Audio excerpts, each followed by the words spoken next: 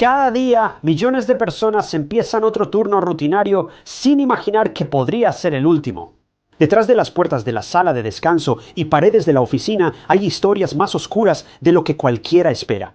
Hoy exploraremos 5 casos escalofriantes, donde trabajos comunes de 9 a 5 se transforman en escenarios de tragedias impensables.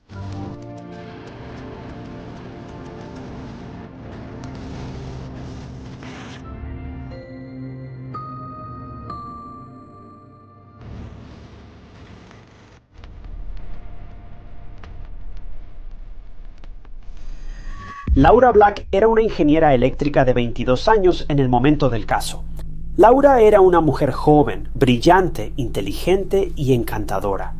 Era relajado y se llevaba bien con todos, y acababa de ser contratada por English as a Second Language Incorporated en Sunnyvale, California. Laura era una compañera de trabajo dedicada y profesional, y mantenía una buena relación profesional con todos en la empresa. También le gustaba la aeróbica, así que después del trabajo, a menudo iba a su gimnasio local y tomaba clases de aeróbica ahí. Todo esto será importante más adelante, así que solo tenlo en mente. Todos en English as a Second Language adoraban a Laura. Era profesional, amable y en general una increíble incorporación al equipo. Pero alguien estaba un poco demasiado encariñado con ella, y la línea entre el cariño y la obsesión pronto se desdibujó. Cuando Laura inició en English as a Second Language, llamó la atención de Ricardo Farley, un técnico de software. Ricardo nació en Texas, pero por el trabajo militar de su papá, la familia se mudó frecuentemente. Finalmente, la familia se estableció en California. Después de la universidad, Ricardo trabajó como técnico de software en English as a Second Language Incorporated en Sunnyvale, California, donde también estaba Laura. Ricardo tenía 40 años en ese momento, mientras que Laura ahora tenía 22. Cuando Laura fue contratada, le presentaron a sus compañeros. Ahí Ricardo la vio por primera vez. De inmediato se cautivó. Para Ricardo fue amor a primera vista, aunque de un solo lado, porque Laura no quería tener nada que ver con Ricardo, pero Ricardo no iba a dejar que Laura se le escapara. Dio algo que quería y juró de una forma u otra hacer que Laura lo amara a toda costa.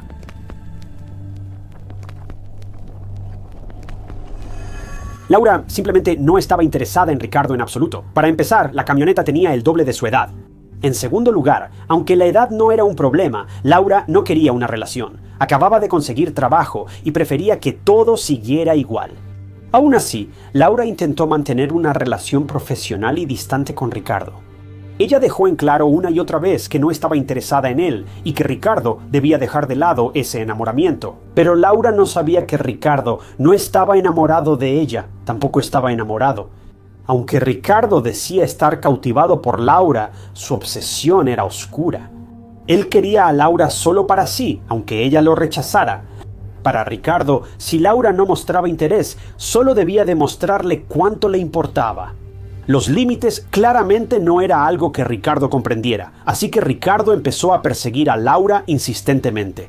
Le dejaba bocadillos, desayuno y café en su escritorio de trabajo, la llenaba de regalos. Aunque Laura no quería nada de Ricardo y él le escribía muchas cartas, Ricardo estaba tan obsesionado que le horneaba cosas a Laura y se las dejaba en su escritorio para que las comiera. Una cosa es dar la bienvenida a alguien a una nueva empresa, pero hacer cosas como estas tan seguido y de manera tan persistente para una sola persona en específico, eso no es nada normal. Encima de todo esto, Ricardo invitó a Laura a salir muchísimas veces, tantas que ya ni se pueden contar, y cada vez la respuesta de Laura era la misma: no estaba interesada. Honestamente, me siento muy mal por Laura porque fue víctima de la atención no deseada de Ricardo una y otra vez. Debió ser asfixiante para ella despertar y saber que tenía que ir a trabajar diario solo para ser acosada por Ricardo todo el día, sin ver un fin. Laura intentó mantener distancia de Ricardo, pero también ser cordial porque trabajaban juntos. Pero Ricardo entendió la indirecta. Obviamente no. Fue implacable en su búsqueda, cegado por su obsesión por el amor de Laura. Y sinceramente, era imposible razonar con este hombre. Pero Ricardo subió la apuesta y empezó a llamar al trabajo de Laura todos los días, cada par de horas, repitiendo siempre lo mismo. Laura estaba sinceramente agotada. En este punto, este hombre simplemente no cedía. La acosaba en el trabajo siempre que podía. Pero Y odio decir esto era solo el comienzo. Richard Farley no iba a aceptar un no por respuesta, y las cosas estaban a punto de ponerse mucho peor. No recuerdo si lo dije, pero era abril de 1984. Laura se unió a English as a Second Language durante este tiempo y de inmediato no solo estaba haciendo un trabajo de tiempo completo como ingeniera eléctrica, sino que también tenía que lidiar con las payasadas y las insistencias de Richard. Tampoco era menos que un trabajo de 9 a 5. Era en serio, sin parar todo el día. Pero ahora Richard había llevado las cosas al siguiente nivel. ¿Recuerdas cuando te dije eso? Laura tomaba aeróbics después del trabajo para desestresarse y relajarse tras un día agotador. Bueno, imagina la sorpresa de Laura cuando entró a clase un día y se encontró con una cara muy familiar: Richard Farley. Richard había logrado averiguar a dónde iba Laura a tomar esas clases. La había seguido hasta ahí e incluso intentó llegar al extremo de tomar la misma clase que ella.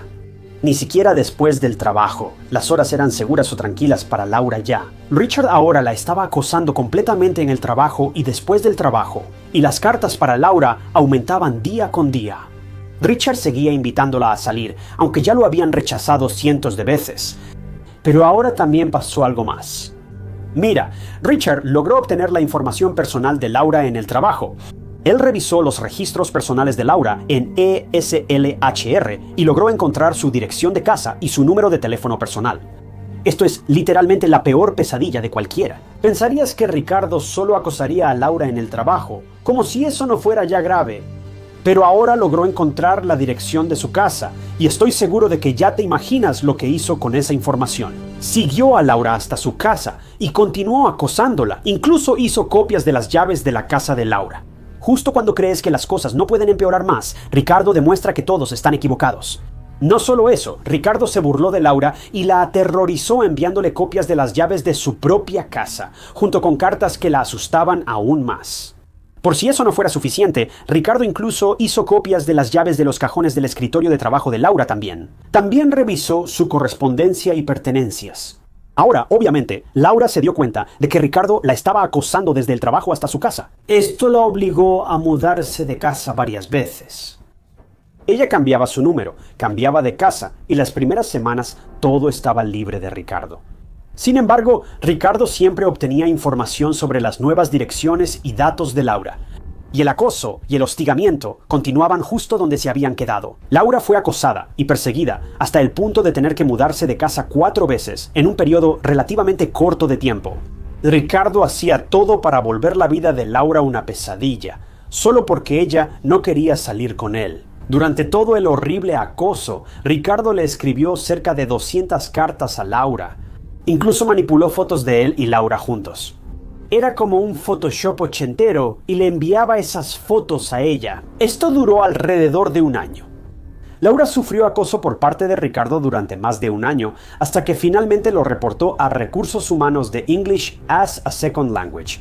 Laura hizo todo lo posible por controlar la situación por sí misma. Intentó hacerle entender a Ricardo, mantuvo su distancia, nunca le dio señales confusas. La respuesta siempre fue un rotundo no, cada vez sin rodeos, pero ahora ya era suficiente. Laura denunció a Ricardo ante Recursos Humanos y al principio le dieron sesiones de asesoría psicológica para que dejara de acosarla, pero prácticamente no sirvieron de nada. Ricardo fue a las sesiones, pero siguió acosando y aterrorizando a Laura, incluso después de que ella solicitó de nuevo la intervención de Recursos Humanos. Ya era 1986 y para ese entonces Ricardo ya estaba causando problemas. No estaba haciendo bien su trabajo, amenazaba a otros compañeros y simplemente era una amenaza. Esto llevó a English as a Second Language a despedir a Ricardo en mayo de 1986. Ahora tengo un pequeño problema con esto, aunque es bueno que Ricardo haya sido despedido. El principal factor fue que perdía habilidad en el trabajo y comenzaba peleas al azar con otros empleados. No fue solo por Laura y lo que ella pasó. Creo que Ricardo debió ser despedido antes por lo que le hizo a Laura, pero solo lo hicieron cuando él empezó a sufrir. English as a Second Language, eso realmente te muestra dónde estaba la lealtad de este negocio, con sus cuentas bancarias. De todos modos, Ricardo finalmente se fue, pero el acoso terminó. Desafortunadamente, no fue así. Para vengarse de English as a Second Language, Ricardo comenzó a trabajar en Covalent Systems Corporations en Sunnyvale, empresa rival de English as a Second Language. Bueno, poco después de que dejó de trabajar en English as a Second Language, Laura decidió solicitar una orden de restricción contra Ricardo. Y esto fue en 1988. Se fijó en la corte el 17 de febrero del 88 para decidir si la orden de restricción temporal sería permanente. Para este momento, Ricardo había estado acosando a Laura durante un total de 4 años. No puedo imaginar estar en el lugar de Laura. Debió estar muy traumatizada. Pero tristemente había más. Desde que Ricardo fue despedido de English as a Second Language, había estado tramando un plan después de todo. Todo lo que tenía ahora era tiempo libre, y Ricardo y el tiempo libre son una combinación mortal. Y antes de la fecha en la corte para la orden de restricción, Ricardo haría algo de lo que no podría arrepentirse.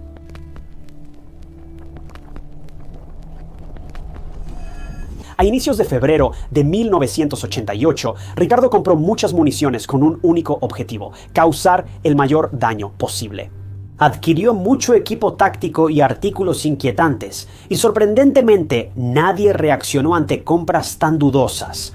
El 9 de febrero, Ricardo mandó al abogado de Laura un paquete con fotos alteradas de ambos en citas, recibos de hoteles y restaurantes y el control remoto del garaje de Laura. Básicamente, esta era la manera de Ricardo de plantar pruebas de que él y Laura supuestamente habían tenido una relación seria todo este tiempo. Este tipo y su hábito de dejarle cosas a la gente en sus escritorios se está saliendo de control. Un día antes de la cita en la corte, el 16 de febrero de 1988, Ricardo ya tenía su plan listo. Iba a llevar su casa rodante a English as a Second Language, eso declaró a la policía. Su plan era esperar a Laura y convencerla de quitar la orden de restricción. Richard dijo que si Laura no cooperaba con él, entonces él acabaría con su vida justo ahí, frente a Laura. Richard prefiere traumatizar a Laura, quitándose la vida frente a ella, en vez de solo dejarla en paz como castigo. ¿Qué pasó con su historia de amor a primera vista? Richard llegó al edificio English as a Second Language M5, bajó de su vehículo y estaba muy bien armado.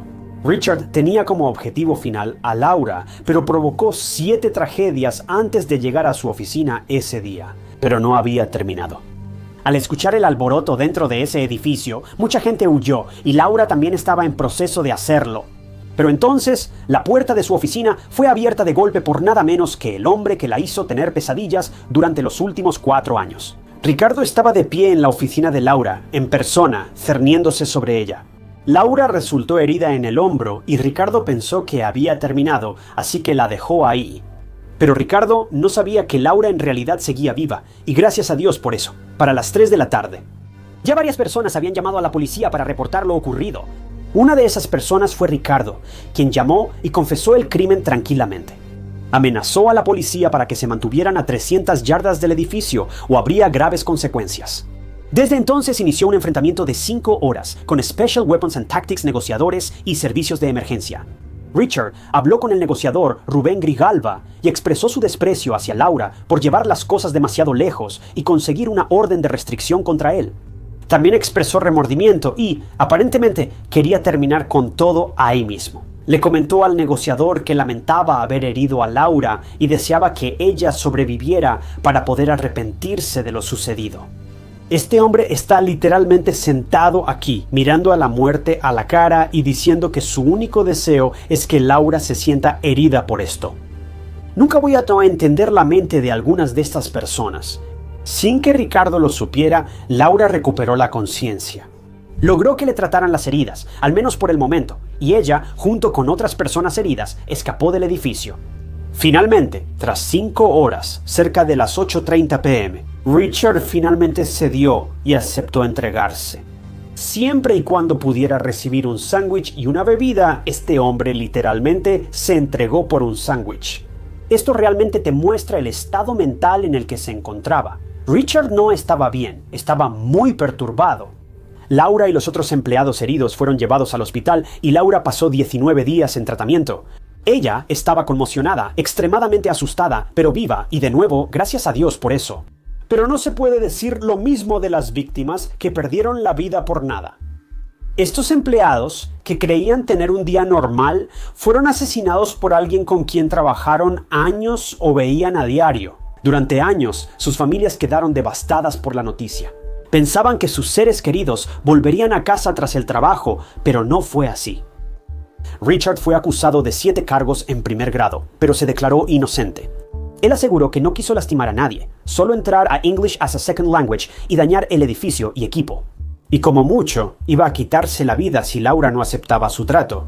Bueno, para no hacer el cuento largo, Richard Farley fue declarado culpable de todos los cargos y fue sentenciado a muerte el 17 de enero de 1992. Sigue en el corredor de la muerte en la instalación de atención médica de California. Y después de su arresto, escribió una última carta a Laura diciéndole que ella ganó. Laura, por otro lado, después de recuperarse de sus heridas, continuó trabajando en English as a Second Language. Y hasta ahora, realmente no sabemos dónde está. Solo espero que donde sea que esté, le esté yendo bien. Y lo mismo para todas las familias que fueron afectadas por Ricardo.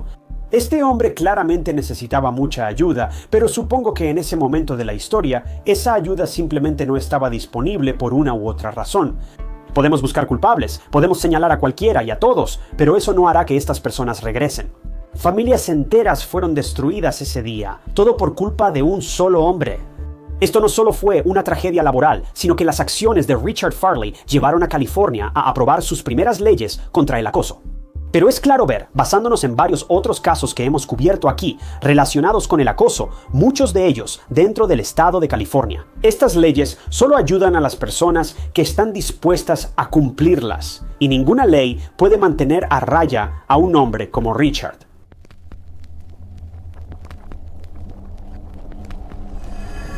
La mañana del 29 de mayo de 2012, un gerente de operaciones en Thermo Fisher Scientific fue a la oficina de Michelle Mogby, pero ella no estaba ahí. Pensó que era extraño, porque Michelle había llegado apenas una hora antes y tenía que hacer algunos trámites. Sin pensarlo mucho, el gerente subió de nuevo. Más tarde, sin embargo, un conserje llamado David Dooley se topó con una escena del crimen a solo unos pasos de la oficina de Michelle. David halló el cuerpo de Michelle Mogby, de 42 años. Michelle acababa de llegar al almacén en Florence, Kentucky, hace poco más de una hora, y ahora ya no estaba. ¿Pero qué le pasó y quién pudo haber hecho esto?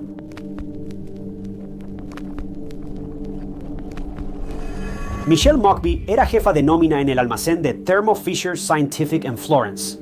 Fue en Thermo Fisher donde conoció a su esposo, Dan Mogby. Michelle era definida como amorosa, cariñosa, optimista y en general una persona increíble. Michelle era muy generosa y amaba profundamente a su familia. No tenía enemigos.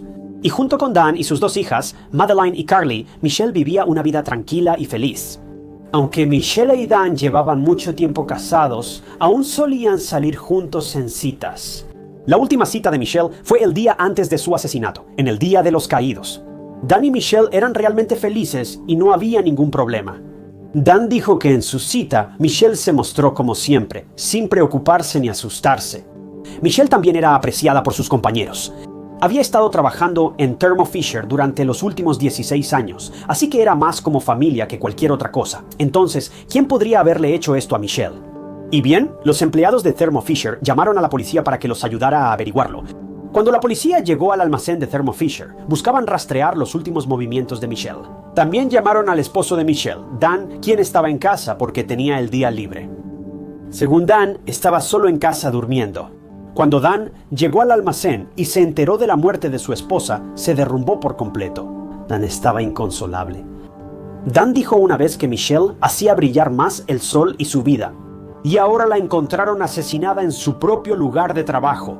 Al principio, la policía vio a Dan como principal sospechoso, como suele ocurrir. Generalmente, cuando un cónyuge es hallado sin vida, el más cercano a la víctima es considerado posible persona de interés. Pero a Dan lo descartaron bastante pronto. No tenía coartadas. Él estaba dormido en casa, así que la policía le pidió que se sometiera a una prueba de polígrafo y al final la aprobó. La policía no veía ninguna razón para que Dan le quitara la vida a su esposa de esa manera, y si lo hubiera hecho, ¿por qué lo haría en su lugar de trabajo? Luego de descartar a Dan como sospechoso, la policía enfocó su atención en el personal del almacén. En ese momento, la policía creía que quien atacó a Michelle tenía que ser alguien que estuviera presente en el almacén en ese momento. El ataque a Michelle fue muy violento. Alguien había usado un objeto muy pesado para golpear a Michelle en la cabeza. Su cuerpo fue hallado atado y con una bolsa plástica en la cabeza. También había evidencia en la puerta de la oficina de Michelle, así como en la alfombra cercana, así que, juzgando por esta evidencia, Michelle no falleció inmediatamente tras el crimen. Había marcas en la puerta de la oficina de Michelle, al parecer hechas por un desarmador al intentar forzarla, pero no tuvieron éxito. Pero la gran pregunta seguía siendo, ¿quién pudo haberle hecho esto a Michelle? ¿Y por qué?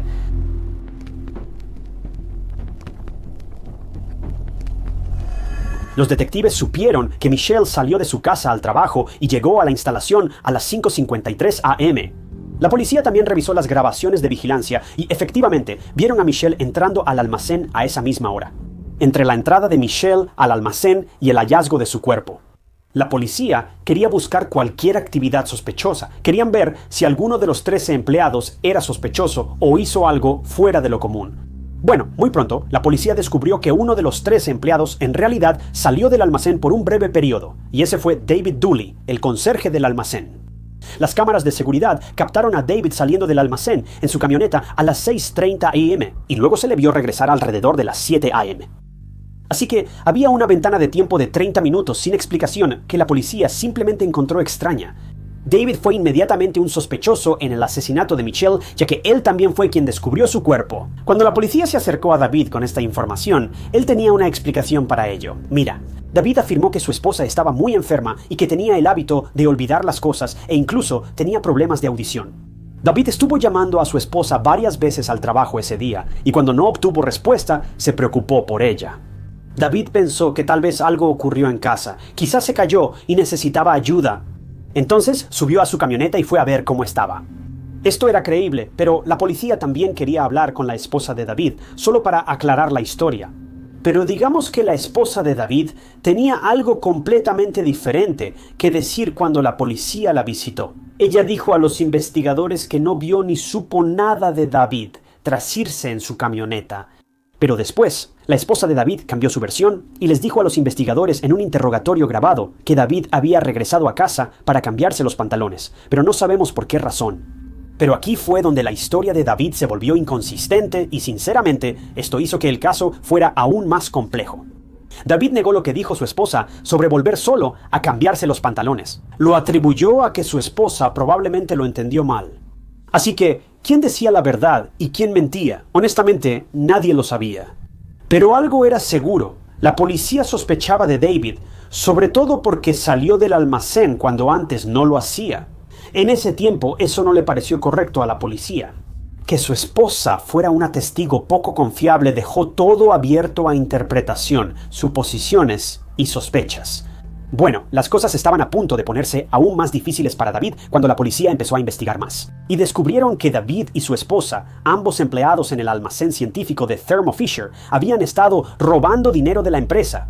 David y su esposa intercambiaban sus tarjetas de tiempo para registrar entradas y salidas, aunque uno de los dos no estuviera presente. Mientras tanto, se realizó una autopsia al cuerpo de Michelle y la lesión en la cabeza apuntaba más a haber sido causada por algún tipo de pistola para cinta de embalaje. Esto significaba que era algo tomado del almacén y que finalmente se usó para someter a Michelle. La policía también realizó búsquedas en la casa de David con la esperanza de encontrar alguna evidencia incriminatoria, como ropa o incluso rastros de ácido desoxirribonucleico, pero no encontraron nada. Pero aún así, David fue arrestado y acusado en el caso de Michelle Mockbee el 27 de septiembre de 2012, casi 4 meses después de que el cuerpo de Michelle fuera encontrado cerca de su oficina en el almacén de Thermo Fisher Scientific.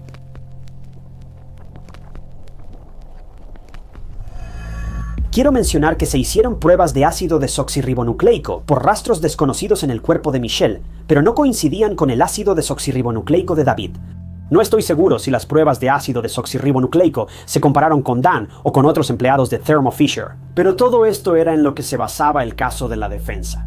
David mantuvo su inocencia hasta el final y afirmó en el juicio que no tenía nada que ver con el asesinato de Michelle. La fiscalía estuvo a cargo de Linda Talley Smith, y ella creía que David intentaba entrar a la oficina de Michelle el día del crimen. Eso explicaría las marcas en la puerta de la oficina de Michelle. Pero durante el acto fue sorprendido por Michelle y esto lo llevó a atacarla, someterla y sujetarla. Michelle era jefa de nómina. Es probable que David intentara entrar a la oficina para robar, considerando su historial de robos con su esposa. Mostraron videos de seguridad con David saliendo del almacén tras el delito de Michelle y el interrogatorio grabado, muy contradictorio, de su esposa. Inicialmente afirmó no haber visto a David llegar a casa y luego cambió su versión. Aunque no había pruebas concretas que pudieran vincular a David con el caso de Michelle con certeza, el jurado regresó con un veredicto de culpabilidad. En 2014, David Dooley fue sentenciado a cadena perpetua por asesinar a Michelle McVie y por manipulación de pruebas, y recibió 5 años adicionales por eso. Incluso después de la sentencia, David siguió manteniendo su inocencia, afirmando que había sido tratado injustamente y que no le dieron suficiente tiempo para defenderse adecuadamente. Bueno, si pensabas que el caso había terminado, hay más, porque después de la sentencia ocurrió un drama y esto le otorgó a David otro juicio. Pero me estoy adelantando un poco, ¿ves? Se descubrió que Bruce McVeigh, detective principal del caso de Michelle, y la fiscal Linda Talley Smith tenían una aventura amorosa. La noticia se conoció 2 años tras la sentencia, cuando un informante reveló información comprometedora. Obviamente, a simple vista, esto no se veía nada bien. Un caso como este y un romance en medio de todo, eso iba a ser perjudicial para todos y todo lo involucrado. Aunque no sabemos la línea de tiempo exacta del romance, Bruce y Linda ambos enfatizaron que sí tuvieron una aventura. Pero comenzó semanas después de ese juicio, pero según el denunciante, el romance iba a toda marcha durante el juicio. Así que, de nuevo, esto realmente se contradecía. Luego salieron a la luz otras cosas después de este lío. Cuando salió a la luz. Mira, el detective principal, Bruce McVeigh, ni siquiera se molestó en revisar otra grabación de vigilancia. Esta grabación en particular mostraba a un hombre vestido de oscuro merodeando por el almacén ese día antes del asesinato. Quizá no era nada o sí era algo, pero el hecho de que el investigador principal de este caso no revisara todas las posibles pistas antes de acusar a David, eso sí fue sospechoso. Bueno, este drama llevó a que se anulara la condena previa de David y se ordenara un nuevo juicio. En el nuevo juicio, la fiscalía, que ahora estaba encabezada por John Heck, revisó todos estos nuevos detalles esta vez. La defensa sospechaba de Dan por el asesinato de Michelle, porque justo después del asesinato de Michelle, él había retirado grandes sumas de dinero y también había cobrado la póliza de seguro de vida de Michelle. Dan retiró más de $400,000 en efectivo tras el asesinato de su esposa. Luego, salió a la luz más evidencia en contra del hombre condenado, David C. En el almacén, era protocolo usar botas especiales con punta de acero todo el tiempo, y David las había estado usando antes de que Michelle fuera asesinada. Pero cuando salió del almacén y regresó, varios empleados lo vieron usando tenis blancos limpios y ropa completamente nueva.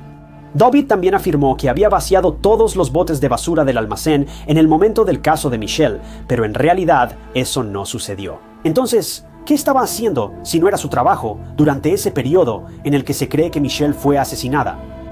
Por último, la policía también logró encontrar un desarmador escondido en los casilleros de David y coincidía con las marcas de palanca hechas en la puerta de la oficina de Michelle.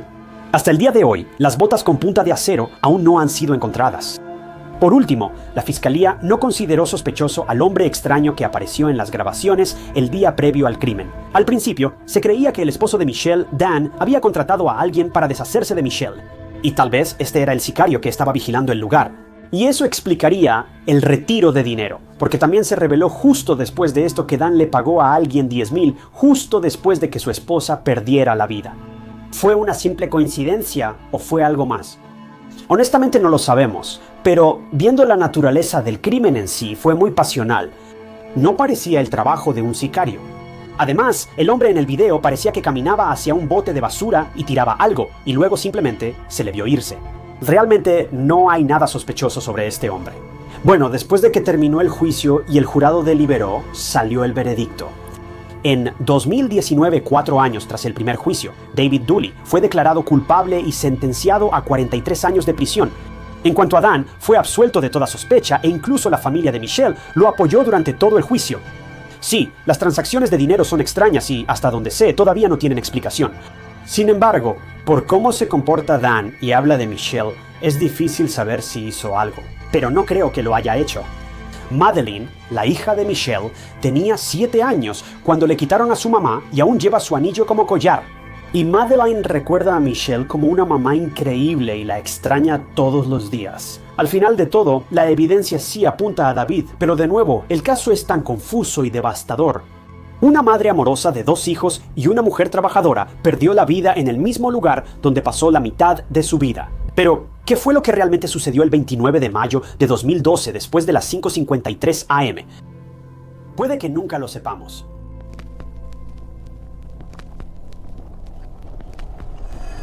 El caso de Nicolás Córdoba es inquietante. Siendo esposo, padre de 2 hijos y un tipo completamente común, Nicolás no es el tipo de persona que esperarías ver envuelto en una historia de crimen real. Pero en realidad, su caso es uno de los más escalofriantes que he escuchado. Nicolás tenía un negocio de aire acondicionado y una noche en el trabajo hablaba por FaceTime con su hija, cuando sin previo aviso, un sospechoso no identificado irrumpió en su oficina y le quitó la vida. Lo más loco es que ni siquiera se llevaron nada.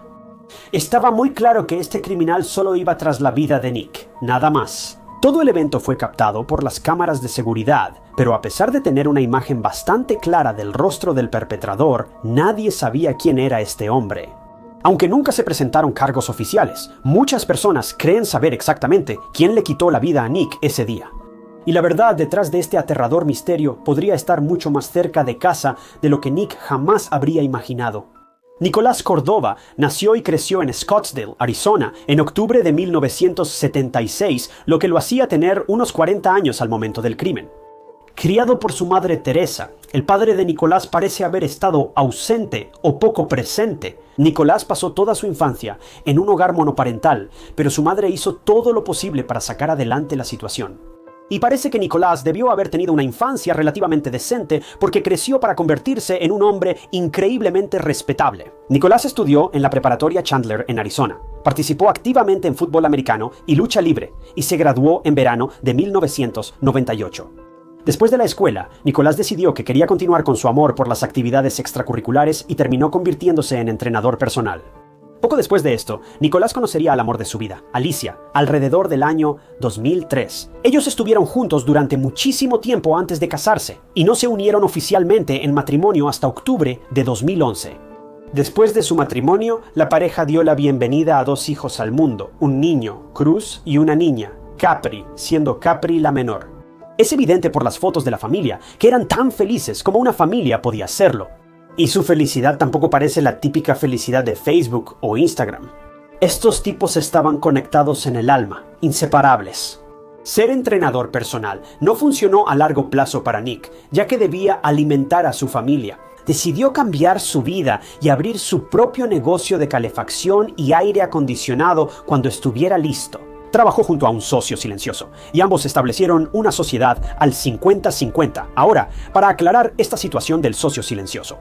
Eso básicamente significa que Nick se asoció con alguien que tenía suficiente dinero para iniciar el negocio. Nick estaba a cargo de todas las operaciones diarias del negocio. Este socio solo participó porque tenía el dinero para iniciar las cosas, nada más. No tenían voz en la operación, por eso se les llama socios silenciosos. Todo esto ocurrió alrededor de 2018 o 2019, las fechas exactas son un poco un misterio. El objetivo de Nick era hacer crecer el negocio por 5 años, consolidar clientes y venderlo obteniendo una gran ganancia. Para poner esta línea de tiempo en perspectiva, este año probablemente habría sido el año en que Nick planeaba vender el negocio. No sabemos si quería retirarse o solo trabajar medio tiempo después de esto. Pero todo su propósito de hacer esto era para poder pasar más tiempo con su familia. Durante los años más formativos de sus hijos, Nick estaba seriamente dedicado a su negocio y a su plan general. Llegaba temprano al trabajo y algunos días se iba después de la medianoche. Sus clientes adoraban el trabajo que él y su equipo realizaban y casi todos estaban sumamente satisfechos, dejando excelentes reseñas en línea y recomendando el negocio a sus amigos. Para Nick, esto era prácticamente todo lo que podía haber pedido cuando no estaba en el trabajo. A Nick le encantaba estar afuera o arreglando sus vehículos. A menudo llevaba a su familia de viaje a varios parques y cañones de la zona. Su principal objetivo en la vida era pasar el mayor tiempo posible con sus seres queridos. Nick era, en todos los sentidos, un hombre de familia y un tipo genuinamente decente.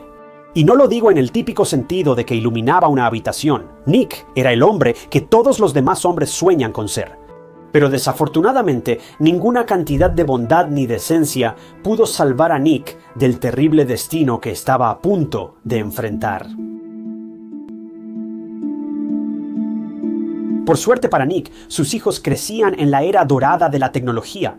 Esto significa que cuando Nick tenía que trabajar hasta tarde en la noche, simplemente podía hacer videollamadas con su familia para cenar con ellos, platicar o, en general, pasar el rato mientras estaba en el trabajo.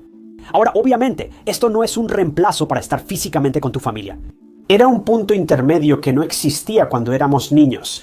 Estoy seguro que todos hubiéramos querido tener acceso a esto en algún momento. Era bastante común que Nick y su familia hicieran FaceTime por las noches, ya fuera cuando Nick no había llegado a casa del trabajo o cuando sabía que iba a trabajar toda la noche. Así que el 27 de mayo de 2020 simplemente fue un día como cualquier otro. Nick estaba en su oficina en su negocio de calefacción, ventilación y aire acondicionado mientras hacía videollamada con sus hijos. Su esposa estaba lavando los platos cuando sus hijos llegaron corriendo, rogándole que iniciara una llamada con su papá para poder mostrarle. Un truco nuevo que aprendieron en TikTok tenía algo que ver con un cargador de iPhone. Para ser honesto, no sé de qué hablaban. Podrían haber intentado robarse un Kia por lo que sé. Pero mientras hacían videollamada entre ellos, sucedió algo terrible.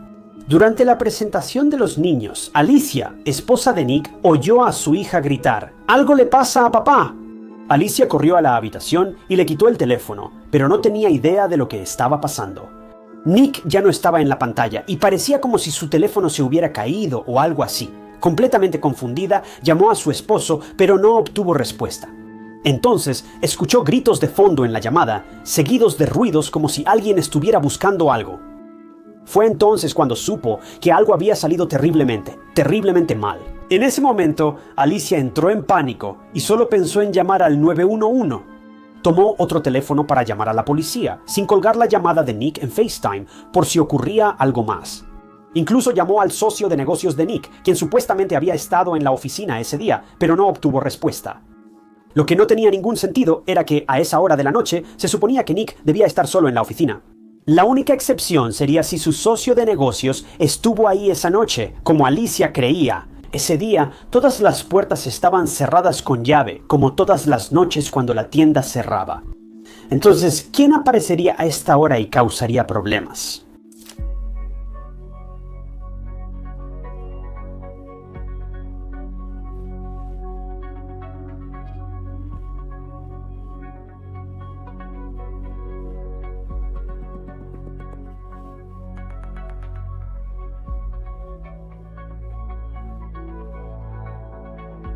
...511, West Guadalupe C, Nick, con 1, y 13511, con el siguiente número de carretera 13.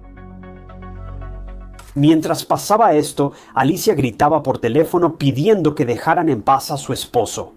Ella anunció que ya había llamado a la policía y que respondieron rápidamente, llegando en tiempo récord. Después de colgar el teléfono con la policía, Alicia agarró a sus hijos, se subió al auto y fue directo al negocio de Nick. Llamó a su madre en el camino, avisándole que algo había pasado. Y cree que Nick fue atacado, pidiéndole que llegue al negocio lo antes posible. Cuando Alicia por fin llegó al negocio de Nick, se sintió devastada al enterarse de que, tal como tanto temía, sus instintos eran correctos. Las patrullas ya habían rodeado el edificio y los oficiales estaban colocando la cinta de la escena del crimen. Cuando entró al estacionamiento, la escena estaba iluminada con luces rojas y azules. Era difícil ver con las luces intermitentes y el caos. Cuando Alicia puso el auto en estacionamiento, les gritó a sus hijos que se quedaran adentro y esperaran ahí. Corrió rápidamente al frente del edificio, ignorando la cinta de precaución y dirigiéndose a la oficina de su esposo. Por suerte, 2 oficiales la detuvieron antes de que entrara al edificio. Entonces notó que no había ambulancia. Ella les preguntó a los oficiales dónde estaba la ambulancia y ambos solo la miraron por un momento. Les preguntó si su esposo había resultado herido. Y fue entonces cuando se vieron obligados a darle la noticia, justo como Alicia temía. Nick había sido atacado, pero lamentablemente no sobrevivió hasta el día de hoy. 3 años después, la policía sigue sin revelar cómo murió Nick. Todo lo que sabemos con certeza es que, afortunadamente, por la pura gracia de Dios, los hijos de Nick no presenciaron nada. A pesar de que estaban en una videollamada con él en ese momento, Alicia sintió que su vida, tal como la conocía, había terminado. La policía dice que hubo informes de testigos sobre 2 hombres huyendo de la escena del crimen y uno de estos hombres fue captado por las cámaras de seguridad en una tienda de conveniencia cercana. Pero como todos sabemos, las grabaciones de las cámaras de seguridad no sirven de nada si las personas que conocen a este sujeto tienen demasiado miedo para hablar. Hay 2 cosas de este crimen que me parecen completamente insanas. Este crimen ocurrió a las 5:28 p.m., aproximadamente 1 o 2 minutos antes o después. El negocio ya había cerrado hace tiempo, como a las 5 p.m. Pero, por supuesto, todavía era pleno día. El sol no se pondría por lo menos en otros 30 minutos más o menos. La zona cerca del negocio de Nick también tenía muchos otros negocios, varios aún abiertos a esa hora. Este fue un crimen increíblemente público en cuanto a la cantidad de personas que habrían estado alrededor para presenciar cualquier cosa extraña que ocurriera. Pero lo que también es increíblemente extraño es que este crimen parece haber estado también organizado. Según Alicia y la policía, los criminales invadieron el negocio de Nick, lo mataron y luego fueron a una tienda de conveniencia cercana por la carretera. En solo 5 minutos, no se anduvieron con rodeos ni se quedaron mucho tiempo. Tenían una misión, la cumplieron y siguieron con su día. Para ser aún más específico, Alicia dice que la llamada de FaceTime con Nick comenzó primero a las 5:25 p.m. A las 5:30 p.m., ella hablaba al 911 y a las 5:33 los hombres ya estaban en la tienda. Todo el camino por la carretera. Parece casi imposible lo rápido que sucedió todo esto. Ahora, quizás recuerdes que hace un momento mencioné que Nick se suponía que debía estar solo en su oficina, y eso es cierto, se suponía que debía estarlo. Pero esta semana había sido algo extraña. Verás, el socio silencioso de Nick, David Sweetman, rara vez se presentaba en la oficina. Después de todo, su papel en el negocio era ser silencioso. David aparecía solo una vez al mes, al parecer para recibir un informe y quizás un pago. Pero la semana en que Nick perdió la vida, este no fue el caso. En la semana previa al crimen, David Sweetman había pasado bastante tiempo en Gilbert Ayer, el nombre del negocio de Nick. Se presentó el lunes, martes y miércoles. Y como el destino quiso, él estaba ahí la noche del ataque, mucho después de que el negocio cerró. Pensarías que David tendría claro lo que pasó esa noche. Pero según él, no tiene idea de lo que pasó, porque lo noquearon en cuanto empezó el crimen. Él dice que no sabe si lo golpearon con algo o qué pasó. Solo sabe que perdió el conocimiento segundos antes del crimen. Hasta ahora, ninguna declaración de David a los investigadores ha sido publicada. Pero lo que es aún más extraño, según un artículo que encontré, la policía nunca mencionó que hubiera una segunda persona presente esa noche. En cuanto a la documentación pública, Nick era la única persona en el edificio cuando llegaron los investigadores. Ahora, obviamente, no podemos decir esto con certeza. Después de todo, David afirma que él estaba ahí y no tenemos ninguna razón para creer que esto no sea cierto. Es muy probable que la policía nunca haya mencionado que David fue encontrado en la escena porque, por supuesto, creen que él no tuvo ningún papel en el crimen y que era en gran medida irrelevante. ¿Por qué divulgar información irrelevante para la investigación? Esta inusual falta de atención a los detalles ha generado teorías entre detectives aficionados, quienes se preguntan: ¿David realmente estuvo ahí o fue algún tipo de coartada que él inventó? Ahora, aquí se busca desacreditar algunas teorías descabelladas de este caso. Sabemos que Alicia sabía que David estuvo ahí esa noche. Nick le dijo que estaba ahí, así que si Alicia lo sabía, la policía también. Después de todo, Alicia ha mencionado esto en varias entrevistas, y David no fue nada discreto sobre su presencia ahí. Así que el simple hecho de que esta información haya llegado hasta mí, descarta que esto haya sido algún tipo de encubrimiento secreto. He visto a varias personas decir que David pudo inventar que estuvo en el edificio esa noche y haber sido uno de los responsables. Pero si hay algo en este caso que se puede confirmar, es que David estaba bastante obviamente en ese edificio. La noche que Nick murió. Para mí, la única pregunta es, ¿David está diciendo toda la verdad sobre lo que pasó ahora? Alicia nunca ha sido abiertamente crítica con David, al menos no de manera directa. Pero sí parecía encontrar un poco sospechoso que David estuviera en la oficina 3 veces en la semana previa a que Nick perdiera la vida. Ahora, ella nunca lanzó ninguna acusación ni insinuó nada. Pero el simple hecho de que lo mencionara prueba que le pareció un poco inusual. Lo que también es un poco interesante es que en las notas de la policía solo mencionaron a una persona herida durante la intrusión, y esa persona presumiblemente era Nick. Entonces, si David hubiera sido noqueado, como él afirmó, ¿no debería haber estado incluido en esa lista también? Pero aquí es donde las cosas empiezan a ir un poco cuesta abajo, ¿ves? Cuando Nick se hizo copropietario de Gilbert Ayer en 2018, solicitó un seguro de vida por 3 millones. Nombró a Alicia, su esposa, como beneficiaria sin que ella lo supiera. En diciembre de ese año, el beneficiario fue cambiado a Gilbert Ayer. Así que, en caso de que Nick falleciera, Gilbert Ayer o sus propietarios recibirían el pago de 3 millones, no su esposa. Ahora, sacar un seguro de vida para un socio comercial o un empleado puede sonar ridículo, pero no es tan raro como parece. Esto permite que el negocio continúe si uno de sus líderes muere. Solo ayuda a que el negocio siga mientras los empleados buscan un nuevo líder. Así que, obviamente, tras la muerte de Nick, David Sweetman fue el único heredero de Gilbert Ayer por ser el único sobreviviente vinculado a la empresa.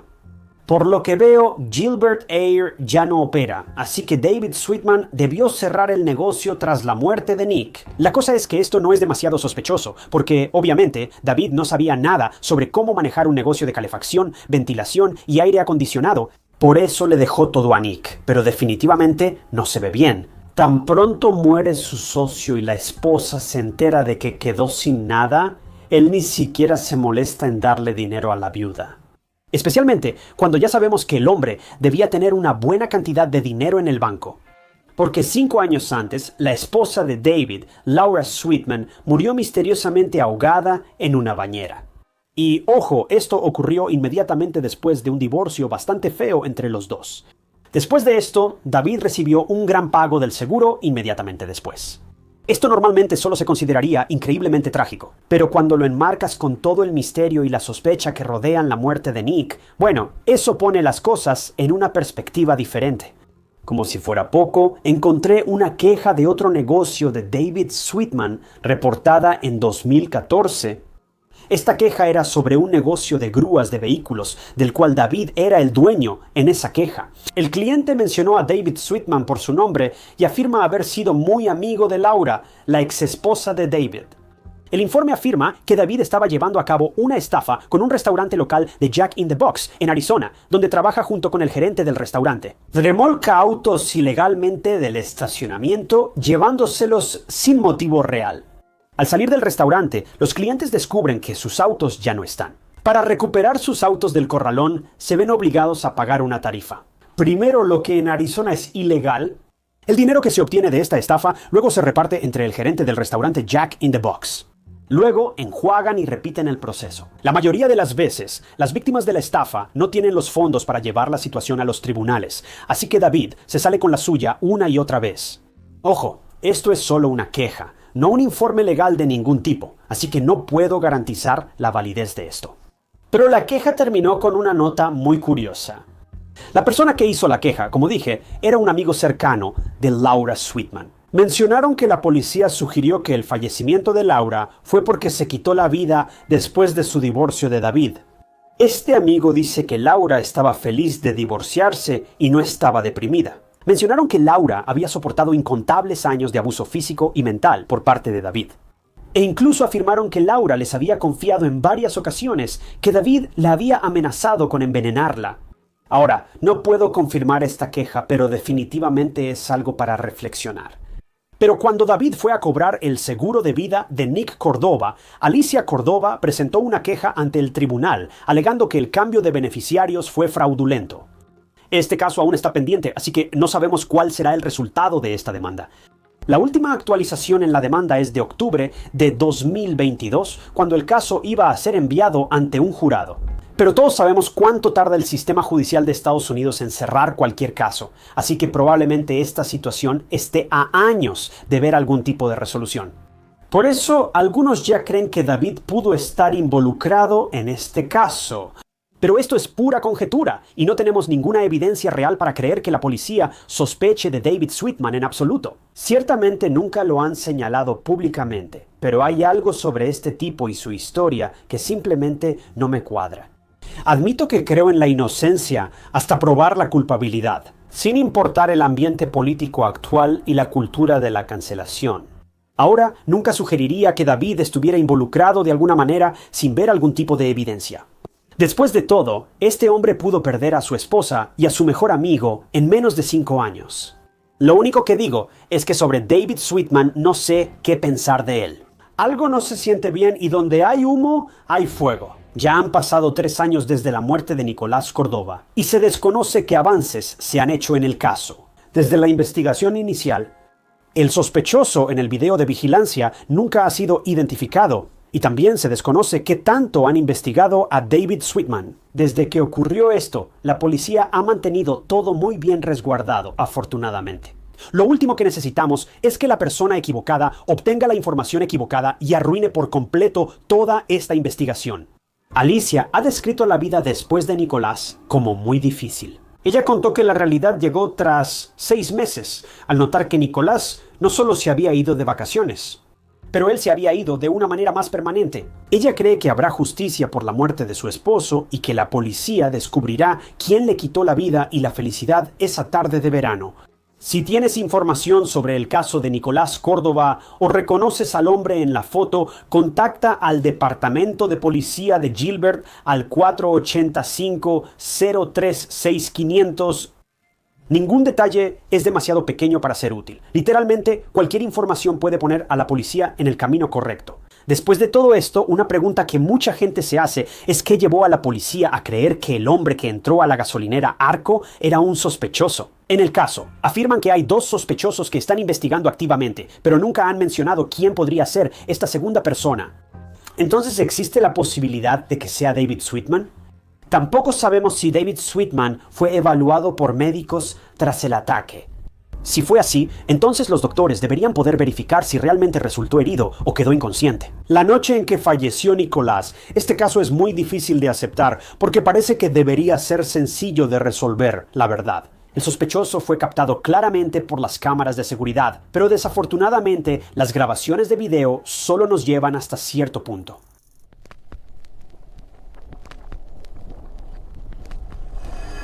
Nació en Dunkirk, Nueva York. Desde su nacimiento, era un joven bastante tranquilo y feliz, y tuvo una infancia muy tranquila, sin muchos acontecimientos.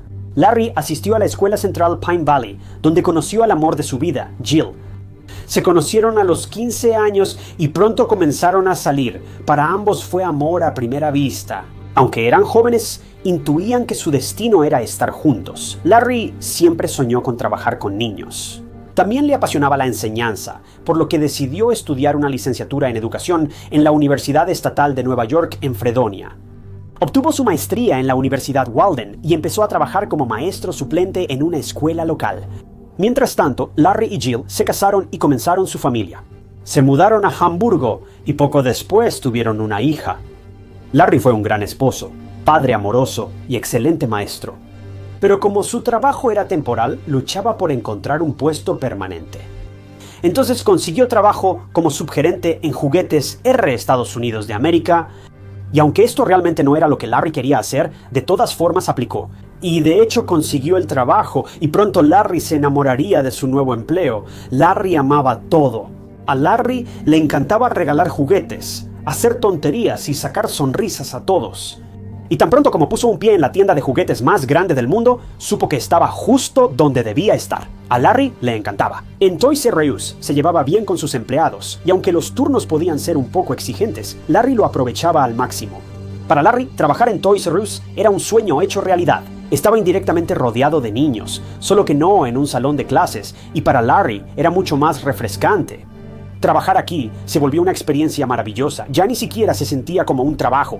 Su trabajo aquí se había vuelto parte de quien era, pero Larry nunca habría imaginado que en el mismo lugar que amaba, pronto perdería la vida.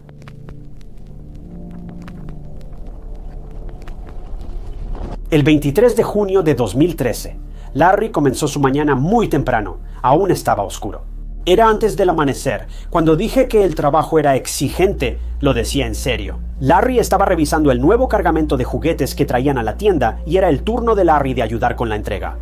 La entrega se realizó, se revisó todo, el conductor se fue y Larry entró a su oficina, así que todo iba bien. Alrededor de las 5 a.m., Otros 2 empleados llegaron al establecimiento para comenzar sus turnos del día. La forma en que funcionaba Toys R Us era que los trabajadores tenían que avisar a su gerente adentro para que los dejara entrar, y después de que estaban adentro, las puertas se volvían a cerrar con llave. Esto era más seguro, porque las tiendas abrían a horas muy extrañas de la mañana y nadie quería que un intruso tuviera acceso al edificio, especialmente cuando no había mucha gente adentro. Esto será importante más adelante, así que de todos modos, tenlo en mente. Los empleados llamaron por radio a Larry y esperaban una respuesta de inmediato, pero pasaron minutos y nadie respondió.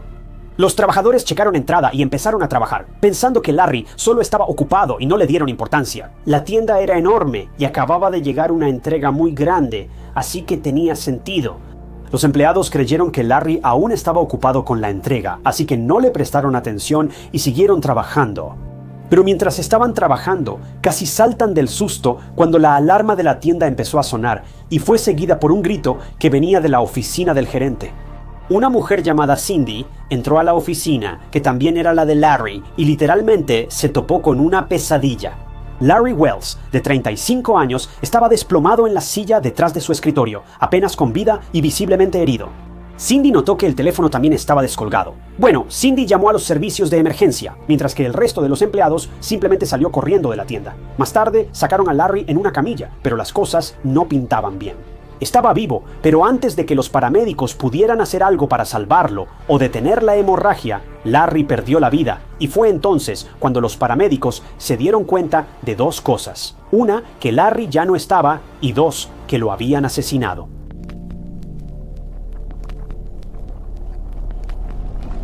Mientras la noticia de la muerte de Larry se esparcía, los investigadores estaban en Toys R Us, confundidos. No hubo señales de entrada forzada. Recuerda, Larry era quien dejaba entrar a todos a la tienda. Así que el atacante era alguien que conocía a Larry, probablemente, o el atacante simplemente tenía acceso a la tienda de alguna manera. Pero lo más importante, ¿por qué atacar a Larry? Cualquiera que hablara de Larry diría lo mismo. Era un gran gerente, sin enemigos ni motivos para que alguien quisiera dañar a Larry. La policía inspeccionó la tienda, aunque no hallaron al asesino, sí descubrieron cosas extrañas en la oficina de Larry. Primero, la oficina a simple vista no parecía extraña, era literalmente como te imaginarías la oficina de un subgerente después de una gran entrega. Había papeles sobre el escritorio, nada parecía estar fuera de lugar y tampoco se había llevado ni robado nada. Mientras investigaban, notaron algo sobre las cámaras de vigilancia. Mira, las cámaras de vigilancia estaban en la oficina de Larry y, sospechosamente, el cable principal fue desconectado. En ese momento, los detectives no sabían si Larry lo desconectó accidentalmente o intentó reiniciar el sistema, pero era extraño. Sin circuito cerrado de televisión activo, Larry no veía a los trabajadores entrar ni podía avisarles por radio para dejarlos pasar. Este detalle seguía molestando a la policía. Los investigadores también notaron una gorra desechada de los Florida Gators Championship en el suelo, lo que luego llevó a un gran avance. La policía tomó inmediatamente esta gorra como evidencia y la envió para pruebas. La gorra también fue mostrada a otros empleados, y ni siquiera ellos sabían de quién era, pero sabían una cosa con certeza: no era de Larry. Los investigadores interrogaron a todos los empleados de la tienda de juguetes para descartarlos como sospechosos. Ellos eran los únicos con Larry en ese momento. Así que los detectives querían aclarar la historia y averiguar quién pudo haber tenido algo que ver en el espantoso asesinato de Larry. El ácido desoxirribonucleico en el sombrero no era de Larry ni de los empleados presentes durante el asesinato. Y, sorprendentemente, el ácido desoxirribonucleico encontrado en el cable de las cámaras de seguridad era el mismo que el ácido desoxirribonucleico encontrado en los Caimanes. Los investigadores tenían información sobre el asesino, solo debían descubrir su identidad. Pero cuando la noticia de esta tragedia llegó a Jill, la esposa de Larry, Jill quedó completamente devastada al enterarse de la muerte de su esposo. Ella estaba embarazada en ese momento de la segunda hija de Larry, y estaban en medio de elegir nombres para ella. A Larry le encantaba el nombre Peyton, pero ahora Larry no iba a estar para criar a su nueva pequeña. Jill estaba destrozada, perdió a su esposo, a su persona para siempre, y no sabía cómo iba a seguir adelante con su vida sin su esposo a su lado.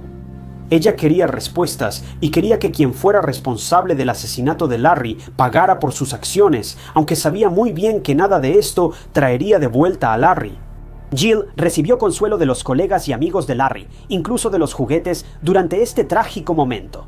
El experto en prevención de pérdidas de R. Estados Unidos, Bernard Grusha, Bernard era un amigo cercano de Larry y de hecho fue una de las personas que contrató a Larry. Bernard y Larry se conocían desde hace años y él estaba completamente devastado. Intentó consolar a Jill, aunque él también estaba destrozado. Bernard fue muy abierto con la policía y les ayudó en todo lo posible con cualquier pregunta sobre el asesinato de Larry. Los investigadores, sinceramente, estaban desconcertados. No sabían qué línea de investigación seguir. No podían encontrar ninguna pista que los llevara en la dirección correcta. Todo lo que podían hacer por ahora era revisar las grabaciones de las cámaras de seguridad y esperar encontrar algunas respuestas. Al revisar las grabaciones de seguridad, localizaron una figura misteriosa fuera de la tienda poco después de las 4 a.m. Como había tantas cámaras, los detectives necesitaban algo de tiempo para revisar las grabaciones y finalmente encontraron a la persona misteriosa dentro de la tienda.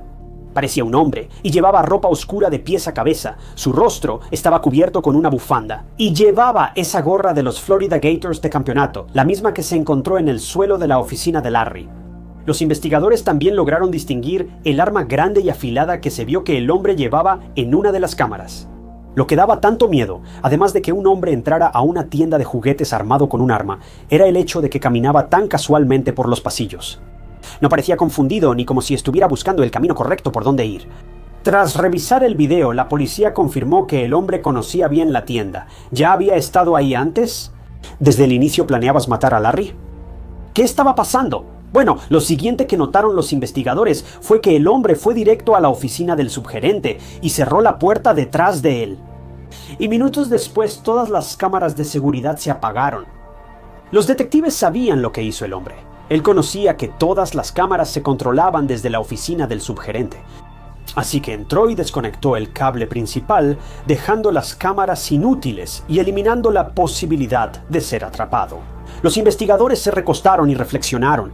Tenían una gorra de campeonato de los Florida Gators, imágenes borrosas de las cámaras de seguridad y una escena del crimen justo frente a ellos. Requerían ese vínculo para unir todo y finalmente resolver el caso. Entonces algo impactó a los investigadores, como una ola gigante. La prueba de ácido desoxirribonucleico que realizaron tomó el ácido desoxirribonucleico de todas las personas que estaban presentes en la tienda y las descartaron. Pero se olvidaron de una. La única persona que estuvo ahí frente a los investigadores todo el tiempo, apoyando a los seres queridos de Larry, respondiendo preguntas y acompañando a quienes lloraron por él junto a su familia. Bernard Grusha.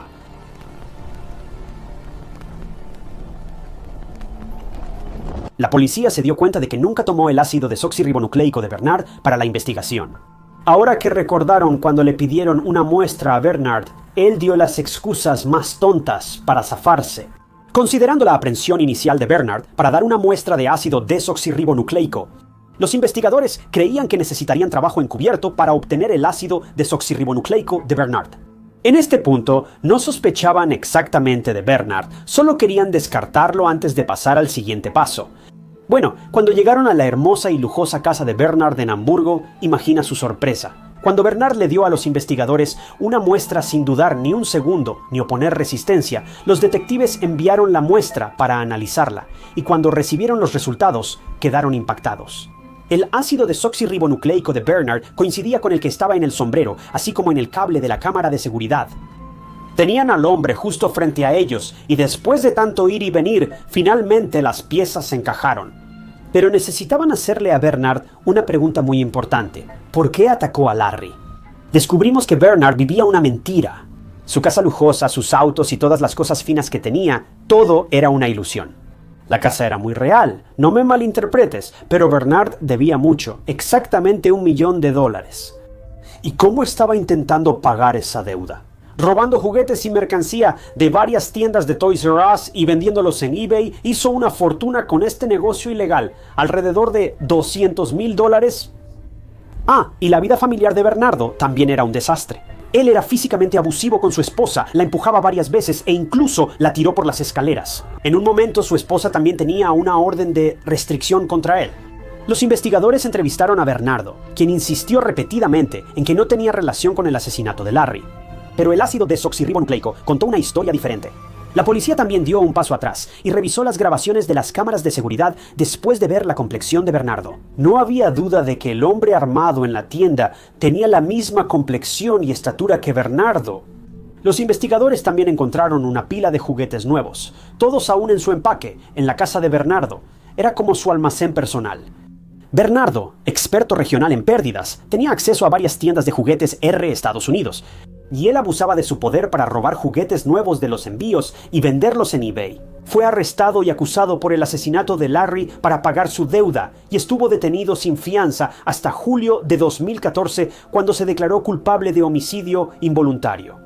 La defensa sostuvo el argumento de que Bernard nunca tuvo la intención de matar a Larry. Él solo quería robar las cosas e irse tranquilamente, pero Larry lo sorprendió e intentó someterlo. Existen dos maneras en que este asesinato pudo ocurrir. Se piensa que Bernardo entró a la tienda de juguetes fácilmente porque era empleado ahí. Mientras estaba en la oficina de Larry desconectando el cable de las cámaras, Larry entró, pero no reconoció quién era el hombre enmascarado. De todos modos, Bernardo blandió el arma e intentó obligar a Larry a darle acceso a la caja fuerte en la oficina. Pero Larry no quiso y en su lugar se lanzó contra Bernardo e intentó defenderse.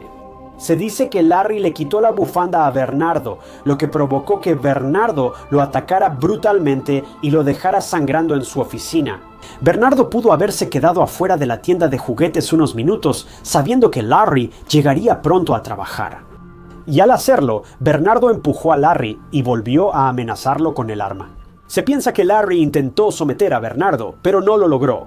Y así fue como ocurrió la pelea, y Bernardo dejó caer su sombrero al suelo y acabó con Larry. Ahora, esta parte es devastadora. Pero después de que Bernardo huyó de la escena, Larry intentó alcanzar su teléfono para pedir ayuda, pero estaba demasiado débil para hacer esa llamada. Es trágico y ni siquiera sabemos si Larry sabía que Bernardo lo atacó. Todo por robar unos juguetes para que este hombre adulto pudiera pagar sus deudas. Cuando recuerdas que Larry fue atacado por quien consideraba su amigo en el trabajo, es simplemente desgarrador. Y el hecho de que Bernardo estuviera ahí para consolar a la familia de la persona que acababa de matar, eso es simplemente una locura. Bernardo fue condenado a 25 años de prisión y 5 de libertad condicional. Esto fue tristemente la sentencia máxima para un cargo de homicidio involuntario. Honestamente, parece insignificante comparado con el daño que causó a una familia que lo veía como amigo cercano después de todo lo ocurrido. El legado de Larry vive en la forma de un libro infantil titulado Globos para el Cielo. Es un libro ilustrado por el periodista de Hamburgo, Matteo Chandler, quien conversó con Jill, viuda de Larry, e hizo todo por retratar a Larry y la pérdida que enfrenta su familia tras su trágica y temprana partida. Jill después dio a luz a una niña sana, y en honor a Larry, la llamó Peyton. La vida de Jill se ha vuelto más difícil que nunca desde que perdió a su esposo. Ella siempre está en los momentos importantes de su hija, pero Larry no, y eso le rompe el corazón una y otra vez. En el funeral de Larry, su hija Maddie dibujó imágenes de la familia y las colocó en el ataúd de su padre. Luego, ella continuó mandando notas en globos al cielo para su papá. Aún después de más de 10 años, lo que le pasó a Larry sigue siendo devastador. Larry fue un buen hombre hasta el final. Incluso cuando su vida estaba en peligro, se aseguró de que el lugar donde trabajaba no fuera alterado. Es una pelea que la mayoría de nosotros ni siquiera consideraríamos que valiera la pena. Pero Larry no iba a permitir que se cometiera un crimen bajo su vigilancia si tenía alguna posibilidad de intentar detenerlo. Al final, un hombre perdió la vida, 2 hermosas niñas perdieron a su padre, y todo porque un ladrón no quería ser atrapado.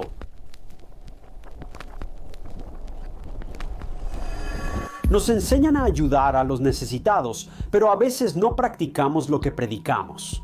Cuando empleados de una Apple Store junto a Lululemon Athletica oyeron los ruegos de una mujer, solo negaron con la cabeza y siguieron trabajando. Ellos no sabían que una mujer pedía ayuda mientras era atacada por un criminal. Al día siguiente, todos se enteraron del horrible y espantoso fallecimiento de Jaina Murray, pero hay más en este caso de lo que parece a simple vista. ¿Cuál fue el motivo? ¿Por qué Jaina fue el objetivo? ¿Y qué había hecho Jaina para ser víctima de un ataque tan atroz? El caso de Jaina Murray es alarmante, retorcido y verdaderamente impactante. Jaina Murray nació el 22 de noviembre de 1980 en Wichita, Kansas, hija de David y Phyllis Rosalind Murray. Desde pequeña, Jaina amaba la aventura, los animales, el baile y siempre fue voluntaria. Sus amigos y familiares decían que tenía una sonrisa contagiosa.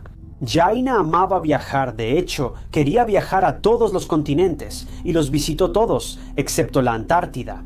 Era una joven amante de la emoción, que se grabó haciendo puenting en su cumpleaños 30. Era muy trabajadora, y destacó en la escuela, logrando una beca en Madrid, España. Asistió 2 años a la Universidad de St. Louis. Luego se graduó en Ciencias en la Universidad George Washington en Distrito de Columbia. Jaina obtuvo una doble maestría en Comunicación y Administración de Empresas en la Universidad Johns Hopkins, también en Distrito de Columbia. Más tarde, su tesis de maestría fue sobre Lululemon Atlética, marca de ropa deportiva premium. Así que era lógico que solicitara un trabajo ahí. Lula Limón amó su habilidad para los negocios agresivos y, dado su historial laboral, Jaina fue contratada de inmediato. En 2011, Jaina trabajaba como líder del equipo de ventas en la tienda de Lululemon en Bethesda, Maryland, y estaba a punto de terminar su doble maestría. Jaina también mantenía una relación con su novio de toda la vida, Frazier Bosel. Sin que Jaina lo supiera en ese momento, Frazier estaba buscando anillos de compromiso para proponerle matrimonio a Jaina. En general, todo iba muy bien en la vida de Jaina. Tenía el trabajo ideal, le iba excelente en la escuela y estaba por iniciar una nueva etapa con la persona que amaba. Lamentablemente, Jaina no viviría para decirle que sí a Frazier, porque en el fatídico día del 11 de marzo de 2011 todo cambiaría de manera horrible. El 12 de marzo de 2011 fue otro día de trabajo para la gerente de la tienda Lululemon, Rachel. Ella llegó a la sucursal de Bethesda poco antes de las 8 a.m. para abrir la tienda y preparar todo. Bethesda. Maryland era una zona segura, pero al llegar a la puerta se sorprendió al verla sin seguro. Raquel notó de inmediato que algo andaba muy mal al entrar a la tienda. Toda la tienda estaba hecha un desastre. Había maniquíes tirados en el suelo, la ropa estaba esparcida por todas partes y, horriblemente, el piso, las paredes y el techo estaban salpicados de sangre. Mientras intentaba procesar lo que había pasado en la tienda, Raquel escuchó que alguien gemía como si estuviera sufriendo. Raquel se asustó y salió de la tienda en estado de shock, incredulidad y miedo. Justo al lado de la tienda Lululemon había una tienda Apple y había una enorme fila de personas reunidas para el lanzamiento del nuevo iPad 2. Ryan, que esperaba en la fila, notó la preocupación de Raquel y aceptó entrar con ella a la tienda para ver qué ocurría. Mientras la pareja iba a la tienda, Ryan fue a la parte trasera, donde estaban la oficina, vestidores y baños. El lugar estaba completamente desordenado y había muchas huellas de sangre por todas partes, pero nada pudo haber preparado a Ryan para lo que vio. Lo siguiente en la oficina era un cuerpo, una mujer de cabello rubio largo, tirada boca abajo. Mientras intentaba entender lo que veían sus ojos, escuchó un gemido que venía del baño. Había otra mujer que estaba atada, con las manos y los pies sujetos con cinchos de plástico, y también estaba herida, pero por suerte todavía respiraba. Ryan actuó rápido y le pidió a Rachel, que seguía cerca de la entrada, que llamara al 911. Cuando los servicios de emergencia llegaron tras la llamada, hallaron la escena horrenda en la tienda. La tarea principal era identificar a las dos mujeres. Desafortunadamente, la mujer fallecida fue identificada como Jaina Murray, de 30 años, La mujer herida que seguía con vida era Brittany Norwood, de 28 años, asistente de ventas que se había unido 6 semanas antes y transferida desde una tienda hermana en Georgetown. Brittany tenía las manos y pies atados, y heridas en piernas, pecho, brazos, cara y abdomen. Ambas mujeres tenían agujeros en los pantalones, por lo que los oficiales supusieron que los agresores se aprovecharon de ellas. Brittany fue llevada al hospital suburbano en Bethesda, pues seguía con vida milagrosamente, aunque completamente traumatizada. Mientras atendían a Brittany en el hospital, la tienda fue acordonada y los oficiales examinaron a Jaina. Decir que fue una escena del crimen brutal es quedarse corto. Jaina tenía casi 331 heridas en su cuerpo y más de la mitad de ellas estaban en su rostro y pecho. Las heridas las provocaron 6 armas distintas distribuidas en la tienda. Las armas parecían provenir de una caja de herramientas de Lululemon e incluían un martillo, una llave cortacajas y un cuchillo. Jaina tenía un lazo en el cuello que no estaba tan apretado como para pensar que lo usaron contra ella, pero seguía siendo extraño. El cuerpo de Jaina fue sometido a autopsia para determinar la causa de su muerte, y sus padres y novio fueron informados de su trágica y repentina pérdida. Decir que estaban profundamente afectados por esto ni siquiera comienza a explicarlo. el novio de Jaina y quien sería su prometido, estaba más que devastado. La autopsia reveló que Jaina luchó por su vida y había más de 100 heridas defensivas diferentes en su cuerpo. La herida mortal fue en la parte trasera de su cuello. La evidencia indicaba que intentó huir y estuvo viva casi todo el ataque. El rastro que dejó la llevó hasta la puerta trasera de la tienda. Incluso había sangre en la manija de la puerta de emergencia y una llave insertada que solo Jaina tenía. El ataque también duró aproximadamente 20 minutos, lo cual es realmente perturbador pensar que esta joven vivió toda esta terrible experiencia y simplemente no tiene sentido. La policía tenía prisa por atrapar a quien atacó tan brutalmente a Jaina y Brittany, pero hubo un par de obstáculos en el camino. Mira, Lululemon no tenía cámaras de seguridad afuera del local, así que era imposible ver quién pudo haber entrado a la tienda. Y esto parece un poco negligente por parte de la marca, porque digamos, si alguien robaba algo de la tienda, ¿no querrías intentar captar su placa? Cuando se iban, la única cámara cercana estaba frente a la tienda de Apple. Así que la policía revisó esas grabaciones de la noche anterior y sí vieron a dos hombres vestidos con ropa oscura caminando por la acera, presumiblemente hacia Lululemon, en el momento en que supuestamente Brittany y Jaina fueron atacadas. Como la cámara estaba lejos, la policía no sabía si esos hombres tenían relación con la muerte de Jaina y las heridas de Brittany. La policía registró este detalle, pero solo podía preguntarle a Brittany, la única sobreviviente, sobre lo ocurrido la noche anterior. Ese día, la detective Dina Mackey, del Departamento de Policía del Condado de Montgomery, visitó a Brittany, quien se recuperaba bien porque la mayoría de sus heridas eran superficiales.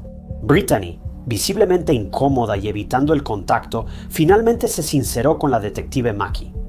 Brittany contó que el 11 de marzo de 2011, cerca de las 9 p.m., ella y Jaina estaban cerrando. Jaina solía ir al trabajo en auto y Brittany en tren. Ambas cerraron la tienda y se fueron por separado.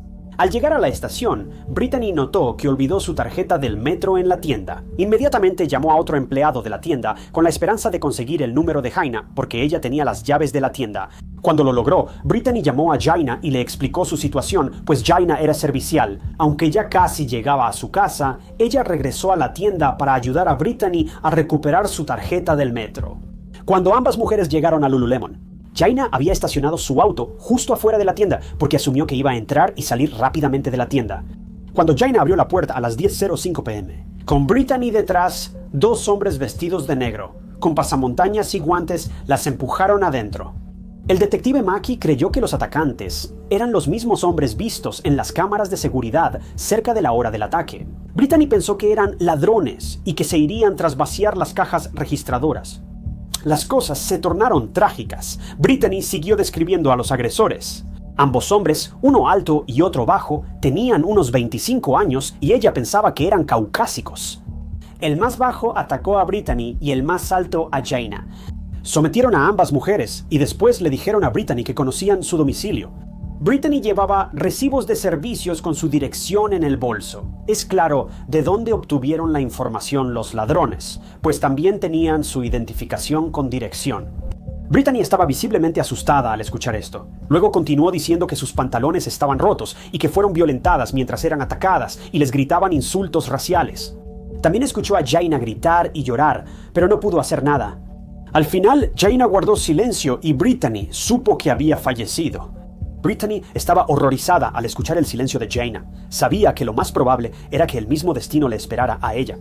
Pero mientras se preparaba para lo peor, los atacantes le ofrecieron perdonarle la vida.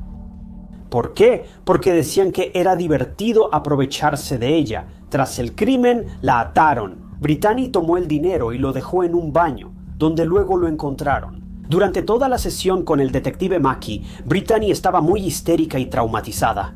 Se decidió terminar la entrevista mientras la escena del crimen era analizada en busca de pruebas forenses con la esperanza de encontrar el ácido desoxirribonucleico de los dos agresores. La policía decidió seguir la pista de Brittany y durante una vigilancia frente a la tienda Lululemon encontraron a los dos hombres misteriosos vestidos de negro y los interrogaron. La policía llegó a un callejón sin salida tras este encuentro. Ambos hombres eran meseros de un restaurante cercano y usaban la misma ruta diaria para volver a casa, pues vivían en la misma zona. ¿Pero qué hay de su ropa oscura? Bueno, la ropa negra era su uniforme de mesero. Tras revisar varias grabaciones de noches previas a la misma hora, se observó a los dos hombres caminando diario por la misma acera. También tenían coartadas irrefutables en el momento en que ocurrió el ataque a Jaina, e incluso dieron su ácido desoxirribonucleico, voluntariamente ayudaron en la investigación y proporcionaron las huellas de sus zapatos. Toda la evidencia fue enviada para cotejarla con fotos de la escena del crimen. El 16 de marzo de 2011, Brittany fue citada para otra entrevista para obtener más información. Durante la entrevista, los detectives preguntaron si sabían qué auto tenía Jaina. Brittany dijo que no y luego pudo irse tras las preguntas de rutina. Al día siguiente, los hermanos de Brittany contactaron a la policía para decirles que Brittany tenía algo que contarles sobre el auto. Dijeron que Brittany temía revelar más sobre el auto porque estaba aterrorizada de que los atacantes regresaran a buscarla. 2 días después, el 18 de marzo, llamaron a Brittany para otra entrevista más, y esta vez confesó que sabía cómo era el auto de Jaina. Los ladrones la obligaron a moverlo, ¿ves? Antes de abusar de Brittany, los atacantes le ordenaron que moviera el auto de Jaina lejos de la tienda. Aparentemente, la amenazaron diciéndole que la estaban vigilando y que la matarían si no regresaba de inmediato, mientras movía el auto de Jaina sola. Brittany también vio a un oficial de policía patrullando, pero no lo detuvo por miedo a ser descubierta, ya que los sospechosos sabían dónde vivía. Pero curiosamente, la policía empezó a creer que Brittany no les estaba diciendo toda la verdad. ¿Recuerdas la denuncia de violación donde Jaina y Brittany tenían los pantalones rotos? 6 días después de iniciada la investigación, llegaron los informes forenses, y lo que revelaron fue increíble. Los informes concluyeron que ninguna de las dos fue abusada. Al inspeccionar la escena del crimen, solo se halló ácido desoxirribonucleico de Jaina y Brittany en todo el lugar. No había ácido desoxirribonucleico masculino en la escena del crimen, ni en Jaina ni en Brittany, para el caso. El ácido desoxirribonucleico de los dos meseros no se halló en la tienda ni en las mujeres, por lo que fueron descartados como sospechosos. Además, las huellas decían mucho sobre la historia de Brittany. Primero que nada, las huellas solo se encontraron dentro de la tienda. Si los atacantes vinieran de afuera, habría huellas fuera de la tienda, pero no había. Solo podía haber una de 2 explicaciones para esta pista tan extraña. O los atacantes cambiaron de zapatos antes de irse, lo cual es incómodo e innecesario. O la persona responsable de este horrible crimen estuvo dentro de la tienda todo el tiempo, pero aquí está lo interesante. Las huellas pequeñas halladas coincidían con los zapatos de Brittany. La otra, más grande, era talla 14. Ahora, esto pudo haber sido uno de los zapatos de los agresores, pero la policía no había terminado de investigar. Hicieron referencia a las huellas más grandes, pero las que dieron los Walkers en las grabaciones de las cámaras de seguridad no coincidían. La huella más grande era de un zapato talla 14 que estaba almacenado antes de ser propiedad y se recuperó en la búsqueda. Y este detalle era muy extraño, incluso si la historia de Brittany fuera cierta y los 2 sospechosos masculinos los hubieran atacado. ¿Por qué se cambiarían los zapatos y usarían unos de la tienda? Es simplemente muy extraño. Si eso no fuera suficiente, la noche del ataque, la tienda Apple escuchó ruidos de Lululemon cerca de las 10:30 p.m. Los empleados y el guardia de seguridad. Ricardo escuchó claramente a 2 mujeres discutiendo y se escuchaba repetidamente a una de ellas decir: «Háblame, no hagas esto, ¿qué está pasando? Por favor, háblame». Después de esto, escucharon una pelea, golpes y sonidos extraños, como si algo estuviera siendo arrastrado. En todo ese tiempo, jamás oyeron la voz de un hombre, y si eso no fuera lo suficientemente escalofriante, todo este alboroto fue seguido por una voz débil que decía: «Dios, por favor ayúdame, por favor ayúdame». Lo indignante fue que los empleados de Apple creyeron que era un simple drama de tienda y no hicieron nada. Si hubieran llamado a la policía en ese momento, quizá Jaina se habría salvado. Pero no lo hicieron y desconocían que ella luchaba por su vida, del otro lado de la pared. De todos modos, a la luz de todos estos descubrimientos, la policía sabía que había algo que Brittany no les estaba diciendo y que su historia no coincidía con los hechos reales de la escena del crimen. Los detectives se preguntaban, ¿por qué Brittany mentiría sobre haber sido agredida? ¿Qué ocultaba? ¿Realmente Brittany estaba en peligro o era ella el peligro? Mientras investigaban el pasado de Brittany, hay un detalle particularmente extraño sobre ella que seguía apareciendo. Tenía manos largas. En la universidad, Brittany robaba en tiendas. Sus compañeras de equipo, cuarto y amigas reportaron que dinero, maquillaje y ropa desaparecían cuando Brittany estaba. La cleptomanía de Brittany hizo que sus amigas la denunciaran, por lo que perdió su beca y fue expulsada. Para 2007 Britney se mudó a Maryland y trabajó en un hotel antes de ser ascendida a un puesto gerencial. Pero eso tampoco duró mucho, ya que la despidieron cuando sus compañeros de trabajo descubrieron que les estaba robando. Britney tenía aspiraciones de convertirse en entrenadora personal y abrir su propio gimnasio. De hecho, su trabajo en Lululemon era solo una parada temporal, mientras seguía persiguiendo sus sueños de abrir, o al menos trabajar en un gimnasio. Por lo que no parecía que Jayna o Britney fueran cercanas, ni tampoco que tuvieran algún problema entre ellas. Trabajaban juntas y eran cordiales, y eso era todo. Entonces, ¿qué sucedió la noche del 11 de marzo de 2011 que llevó a la terrible muerte de Jayna? Antes de cerrar, todos los empleados debían pasar una revisión obligatoria de bolsos. Esto era parte del protocolo de Lululemon para evitar que los empleados robaran. Bueno, Jayna estaba a cargo de revisar la bolsa de Britney, y cuando lo hizo, se sorprendió por lo que descubrió. Jayna había encontrado un par de leggings con las etiquetas aún puestas, lo que la llevó a creer que Britney estaba robando durante su turno. Jayna no le comentó nada a Britney, pero sí avisó del incidente a su gerente. La gerente le dijo a Jayna que mañana atendería a Britney, y Britney debió haberse enterado de esto, y tal vez quería pedirle a Jayna que no dijera nada, aunque el hecho ya estaba hecho. Avancemos hasta la hora de cierre, a las 9 p.m., y Britney llamó a Jayna de regreso a la tienda con el pretexto de recoger su tarjeta Metro en la tienda. Se cree que las mujeres hablaron un rato en la tienda, con Britney suplicándole a Jayna que no la denunciara por robo. Cuando Jayna se mantuvo firme, fue la gota que derramó el vaso para Britney porque no quería perder otro trabajo. Este probablemente fue el problema que escaló a una discusión verbal y luego física, y Britney, aparentemente sin otra salida.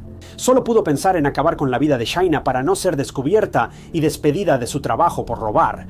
Se pensaba que Britney atacó brutalmente a Jayna con las herramientas, mientras Jayna intentaba razonar y escapar. Tras acabar trágicamente con la vida de Jayna, Britney movió el auto de Jayna fuera de la vista, dejando rastros de evidencia, según un testigo.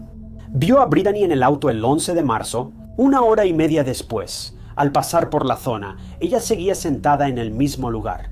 Se piensa que Britney planeó la farsa del robo y regresó para saquear el lugar usando zapatos talla 14, dejando huellas en toda la tienda. Luego tomó el dinero de las cajas registradoras y se escondió junto con Jayna en una de las habitaciones traseras. Al final, ella misma se hirió levemente en cuerpo y cara y ató manos y pies con bridas de plástico. Esperó hasta la mañana siguiente, cuando Raquel y Ryan encontraron la brutal escena. Este fue un plan elaborado por Britney. Y es tan escalofriante pensar en alguien que puede recurrir a quitarle la vida violentamente a otra persona para salvarse de ser atrapado robando mercancía. Jayna perdió la vida porque Britney estaba a punto de perder su trabajo. El 18 de marzo de 2011, solo 7 días después del atroz ataque a Jayna, Britney fue arrestada. Pero había un problema. La fiscalía debía probar que Britney lo había premeditado, ya que buscaban cadena perpetua. En cambio, la defensa esperaba cargos de homicidio en segundo grado, con una sentencia mucho menor. El jurado tenía 6 hombres y 6 mujeres. El caso fue a juicio en octubre de 2011. El fiscal de Montgomery, John McCarthy, dijo que Britney era astuta y una mentirosa patológica. Intentó convencer al jurado, con pruebas y contradicciones en la historia de Britney, de sentenciarla a cadena perpetua por ser un peligro para la sociedad. La defensa sostuvo que Britney mató a Jayna pero sin premeditación. Más bien, fue un momento en el que Britney aparentemente perdió el control y recurrió a quitarle la vida a Jayna. Pero el asunto es que Britney pudo haberse detenido en cualquier momento después de que supuestamente salió de ese estado. Pero Britney continuó atacando a Jayna, quien tristemente estuvo viva hasta el último momento e incluso intentó pedir ayuda y escapar. La pura brutalidad de este crimen prueba que definitivamente fue premeditado. Todas las miradas estaban en el jurado, que deliberó 1 hora y volvió con el veredicto de culpabilidad en primer grado para Britney. La sentencia de Britney se llevó a cabo en enero de 2012 y fue condenada a cadena perpetua sin posibilidad de libertad condicional.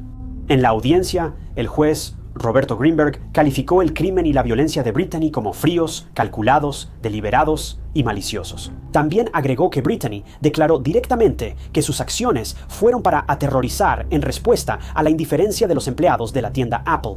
Cuando prácticamente escucharon a Jaina angustiada suplicando ayuda, el juez Greenberg comentó que su falta de acción fue una indiferencia insensible. En 2015, Brittany agotó todas sus opciones de apelación y sigue encarcelada en el Instituto Correccional para Mujeres de Maryland en Jessup. Los padres de Jaina, David y Phyllis, así como su hermano Hugh, se sintieron aliviados después de la sentencia de Brittany. La familia Murray también creó una página de Facebook en memoria de Jaina, reviviendo los momentos preciados de un alma alegre, amante de la vida y aventurera. La página de Facebook busca motivar a las personas a probar cosas nuevas y desafiantes y a vivir así. Jaina vivió la suya libre y felizmente. Este caso definitivamente tomó un giro inesperado. Jaina, siempre dispuesta a ayudar, encontró un trágico final a manos de quien solo quería ayudar. La única falta de Jaina, si es que se le puede llamar así, es que defendió su postura y no estaba dispuesta a dejar que un ladrón se saliera con la suya, incluso si tenía que luchar hasta el final. Gracias por acompañarnos en otra recopilación de las 5 mejores historias de crímenes reales, pero no se vayan aún.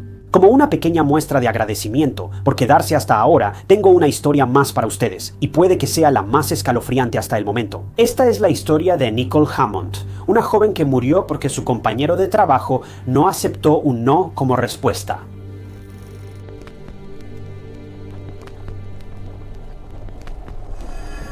La policía y servicios de emergencia acudieron a The Bow Textile en St. Cloud, Minnesota, el 24 de octubre de 2022, cerca de las 7 a.m. Por la mañana, alguien reportó un incidente en el estacionamiento de The Bow Textile y solicitó ayuda inmediata. Al llegar los servicios de emergencia, acudieron de inmediato a una mujer herida en el cuello que yacía en el suelo. Ella estaba en muy mal estado y necesitaba atención médica de inmediato, pero desafortunadamente no pudo ser salvada. Había sufrido una lesión fatal y perdió la vida a solo unos pasos de su auto, así como del lugar donde trabajaba. Esta era una escena extraña. Era temprano en la mañana y la mujer, presumiblemente, acababa de llegar al trabajo, pero algo le sucedió y ahora ya no estaba. Mientras se llevaban el cuerpo de la mujer, la policía empezó a trabajar. Debían identificar a la mujer y, aún más importante, hallar al responsable de su prematura muerte. En ese momento, testigos informaron a la policía que vieron a alguien con la mujer. Y después de que la mujer cayó al suelo, tras lo que parecía ser una discusión con la persona misteriosa, el responsable huyó, así que la policía finalmente tenía una pista. Sabían que alguien había huido tras asesinar a una mujer indefensa y probablemente aún tenía el arma mientras hablaban. Mientras tanto, identificaron a la mujer de 28 años que acababa de fallecer. Nicole Hammond.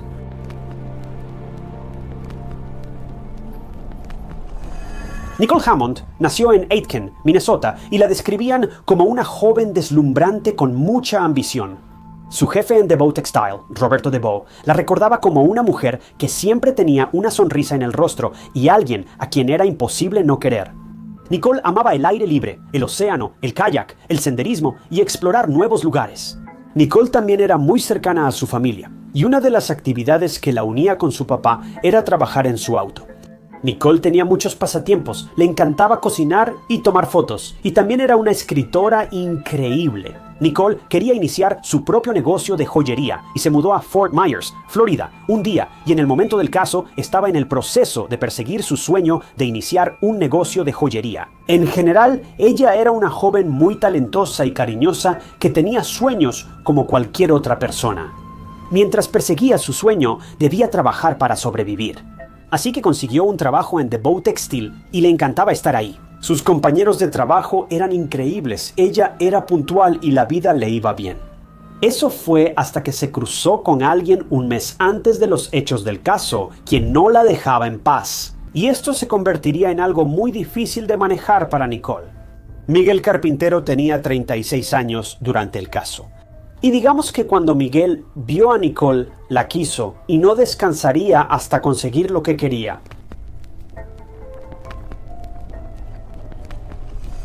No se sabe mucho de Miguel, solo que algunos compañeros pensaban que tenía mal carácter. Miguel también trabajaba en The Bow Textile, aunque no estoy seguro de qué hacía exactamente ahí. Tampoco sabemos cómo ocurrieron las cosas respecto a la creciente obsesión de Miguel por Nicole, pero es seguro asumir que Miguel vio a Nicole en el trabajo y se obsesionó con ella. A partir de ese momento, Una declaración de causa probable detalló que Miguel seguía invitando a salir a Nicole y quería tener algún tipo de relación física con ella. Miguel también intentó hacerle insinuaciones muy perversas e incómodas a Nicole, pero ella siempre lo rechazaba.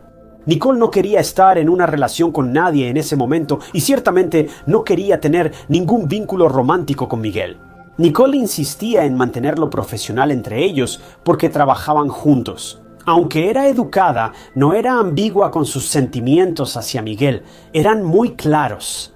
Nicole no estaba interesada en ningún tipo de relación con nadie, ni con Miguel, ni con ningún otro hombre. Fin de la historia. Pero, ¿Miguel entendió la indirecta? Bueno, estoy seguro de que te lo puedes imaginar. Miguel fue implacable en su búsqueda de Nicole. Era como si cada vez que Nicole lo rechazaba, él se enojara más y más. Y su siguiente intento fue más intenso que el anterior. Nicole sinceramente quedó en una situación muy incómoda. Ella no quería que las cosas se pusieran raras en el trabajo, y esto es algo que le había dejado claro a Miguel una y otra vez. Pero Miguel obviamente no lo entendió. Él la tocaba sin permiso, jugaba y la manipulaba. Era simplemente asqueroso, hacía que Nicole se sintiera muy incómoda, como estoy seguro de que puedes imaginar. Ha habido demasiadas veces en que las mujeres quedan atrapadas en esta situación tan incómoda y angustiante. Los hombres se comportan de manera inapropiada con ellas, incluso cuando las mujeres les dicen que se detengan, ellos lo toman como una broma, o peor aún, las cosas se vuelven más insistentes de todos modos. Todo esto se recopiló de conversaciones por mensajes de texto entre Miguel y Nicole, de las que hablaremos en un momento. Pero el punto es que Miguel estaba siendo un acosador y un pervertido. Vio a Nicole, la deseó y quería llevar las cosas a un nivel físico. Y cuando Nicole lo rechazó, fue cuando se volvió aún más insistente e invadió la paz y el espacio personal de Nicole. Es realmente aterrador cuántas veces le ocurre esto a la gente. De hecho, esta historia ya ha ocurrido 2 veces solo en el video de hoy. O sea, ¿por qué nadie puede aceptar un no como respuesta? ¿Por qué piensan automáticamente que hacerle la vida difícil y un infierno a las personas es la única manera de ganarse el cariño de alguien? Alerta de spoiler, definitivamente no lo es. Los compañeros notaron que Miguel se molestaba cada vez más por el rechazo de Nicole, lo que nos hace preguntarnos por qué no podía dejarla en paz. Quiero decir, está bastante claro que Nicole no va a cambiar de opinión, pero Miguel sigue intentando forzarla a hacerlo. Bueno, en fin. Cuando la policía habló con varios compañeros de trabajo que veían a Miguel y a Nicole a diario y sabían de la obsesión de Miguel con Nicole, era seguro decir que la policía sabía que necesitaban hacerle una visita a Miguel. Parecía muy sospechoso y su obsesión con Nicole simplemente no le parecía correcta a la policía. La policía revisó el teléfono de Nicole y halló varios mensajes de texto entre ella y Miguel, con fechas registradas. Un día antes de que Nicole fuera encontrada sin vida en el estacionamiento de su lugar de trabajo. Los mensajes de texto señalaban una discusión que Nicole y Miguel habían estado teniendo. Supongo que empezó con lo de siempre. Miguel insistía en que Nicole saliera o tuviera algo físico, pero ella siempre lo rechazaba. Luego, los siguientes mensajes de Nicole mostraron que ya no quería que Miguel la tocara o la manipulara. Otros mensajes mostraron que ella le pidió, cito, que no hiciera cosas incómodas en el trabajo. Sinceramente me sorprende que Nicole haya manejado todo esto tan bien, considerando cómo la estaban tratando, y básicamente siendo asfixiada por los avances perversos de Miguel. Si me preguntas, ella debió haberlo reportado a recursos humanos de inmediato, porque lo que Miguel estaba haciendo era acoso total. Pero bueno, después de hablar con los compañeros de trabajo, la policía también tuvo que hablar con el jefe de Nicole, Roberto, sobre toda esta situación. Lo que sigue te sorprenderá. Roberto agregó que desconocían que Nicole vivía esto por culpa de su compañero de trabajo. Principalmente fue porque Nicole nunca fue a recursos humanos a quejarse de Miguel. Algunos compañeros de trabajo sí sabían sobre la obsesión de Miguel con Nicole, pero la propia Nicole no fue a denunciarlo a recursos humanos. Roberto realmente se sorprendió cuando escuchó que Nicole estaba siendo acosada y tratada de manera inapropiada por Miguel. Ellos no sabían que nada de esto estaba pasando. Esto demuestra lo astuto que era Miguel. Sabía que acosaba a Nicole, pero lo hacía sin que los superiores lo notaran. Aún creo que Nicole debió reportar los incidentes a recursos humanos, o al menos sus compañeros que lo sabían debieron animarla a hacerlo. Esto es solo una suposición de mi parte, pero quizá Nicole no quería llevar las cosas demasiado lejos. Tal vez ella creyó que Miguel se rendiría y la dejaría en paz. Pero sabiendo lo que sabemos ahora, eso obviamente no pasó, así que la policía no perdió tiempo y rastreó a Miguel de inmediato. Algunos testigos vieron a Miguel subirse a su auto y lo vieron salir rápidamente del estacionamiento, donde finalmente encontraron a Nicole. Algunos vieron a Miguel vistiendo ropa oscura, sudadera con capucha y pantalones negros antes del ataque a Nicole.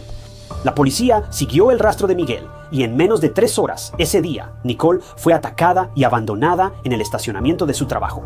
Encontraron a Miguel Carpintero. Lo encontraron escondido en una casa cercana en Sauk Rapids y llevaba puesta exactamente la misma ropa que los testigos lo vieron usar solo unas horas antes.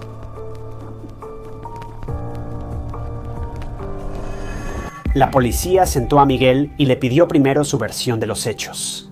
Aunque había algo sospechoso en Miguel, querían saber primero qué diría él cuando le preguntaran qué estaba haciendo en el momento del ataque a Nicole. Le dijo a la policía que apagó su auto y caminaba para entrar al edificio y empezar a trabajar ese día.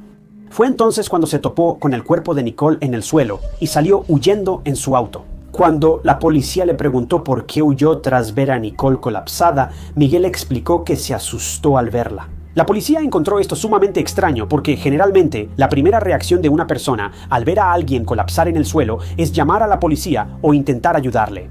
Miguel no hizo ninguna de las dos cosas, simplemente se asustó y salió huyendo en su auto, dejando a Nicole atrás. Aunque la policía no sospechaba de Miguel antes, tras esta charla estaban convencidos de que tenía relación con el ataque a Nicole. Bueno, esta sospecha se confirmó cuando la policía encontró una gran prueba en el caso de Nicole, el arma que se usó contra ella. Resulta que pertenecía nada menos que a Miguel. Literalmente no había salida para él. Ahora, si por un segundo creyeras que él no tuvo nada que ver con el ataque a Nicole, entonces ¿qué hacía exactamente la misma arma en su posesión? Bueno, después de esto, Miguel fue arrestado por quitarle la vida a Nicole Hammond y de inmediato fue acusado tanto en primer grado como en segundo grado. Pero él se declaró inocente, como siempre lo hacen en el juicio. Mientras los seres queridos de Nicole estaban emocionados y llorando, Miguel fue visto entrando a la sala del tribunal con una sonrisa en el rostro, como si no lo hubieran atrapado por quitarle la vida a una mujer inocente que no hizo nada más que simplemente rechazar sus avances. En el juicio, la fiscalía mostró mensajes de texto donde Nicole discutía con Miguel sobre tocarla y manipularla, y le decía que no dejaría que sucediera de nuevo. También enfatizaron el hecho de que, después de esta discusión, Miguel fue invadido por la necesidad de vengarse. No podía aceptar el hecho de que Nicole no lo quería de la misma manera en que él la quería a ella. Y la única solución para eso era quitarle la vida como venganza. Es un ejemplo clásico de, si no puedo tenerla, nadie más puede. Así que eso fue lo que hizo Miguel. Planeó su venganza de la manera más oscura posible. Él ideó un plan para que Nicole pagara el precio máximo y a la mañana siguiente puso su plan en acción. Miguel, como compañero de Nicole, conocía su horario y sabía cuándo llegaba. Así que esperó en el estacionamiento, listo para ejecutar su plan cuando vio que el auto de Nicole se acercaba al estacionamiento de Divo Textile. Y cuando ella salió, Miguel vio su oportunidad, se acercó a ella y los dos continuaron discutiendo sobre lo mismo. Nicole rechazando a Miguel como disco rayado. Cuando Nicole se frustró, fue cuando Miguel vio su oportunidad e hizo su jugada. Miguel escapó en su auto y se ocultó en una casa a 3 horas de la escena del crimen. Al final del juicio, el jurado deliberó y se dio a conocer el veredicto. Miguel Carpintero fue hallado culpable de todos los cargos. El 20 de septiembre de 2024, Miguel fue condenado a cadena perpetua sin posibilidad de libertad condicional antes de la sentencia. Se le vio sonriendo con arrogancia, como si todo fuera una broma para él. Tal vez nunca sepamos de qué se trataba. Pero ahora, Miguel pasará el resto de su vida en prisión y nunca más podrá ponerle las manos encima a otra mujer. La familia y los amigos de Nicole estaban aliviados con el resultado del juicio y estaban satisfechos de haber conseguido justicia para Nicole, una mujer que no hizo nada malo, pero aún así perdió la vida. Nicole simplemente no quería estar en una relación con nadie y decirle que no a un hombre como Miguel le costó muy caro. Es devastador saber que hay personas capaces de hacerle lo peor a alguien sin inmutarse. Todo porque no sienten lo mismo. Al final, todo lo que queda es destrucción, dolor y un vacío que nunca se puede llenar.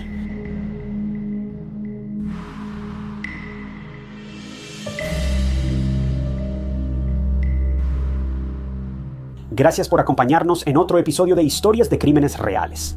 Agradezco especialmente a miembros del canal como Jamie Snyder, Lita Willman, Kelly Belly y Lisa. Discord. Y una nota rápida, no sé si Lita y Willman son dos personas diferentes o si tu nombre es Lita Willman. La forma en que aparece tu nombre en la lista lo muestra como si fueran dos personas diferentes. Lo siento, Lita o Willman, pero no sé cómo poner tu nombre. ¿Crees que eres tú o ambos son la misma persona? Lo aprecio mucho, perdón, fue una confusión. Al unirte al canal, podrás ver nuevos videos antes que el público, a veces días o semanas antes. Y es una excelente manera de apoyar el canal y ayudar, y aprecio mucho a todos ustedes que han decidido hacerlo. Para unirte, haz clic en el botón unirse bajo el video o usa el enlace en la descripción. No olvides que las camisetas de True Crime Stories ya están disponibles. Consíguela en el enlace de la descripción. Si te gustó este video, revisa este otro caso interesante y suscríbete. Es gratis y solo te mantiene al día con mis futuros videos. Pero mi nombre es Tynots y los veré en el próximo video.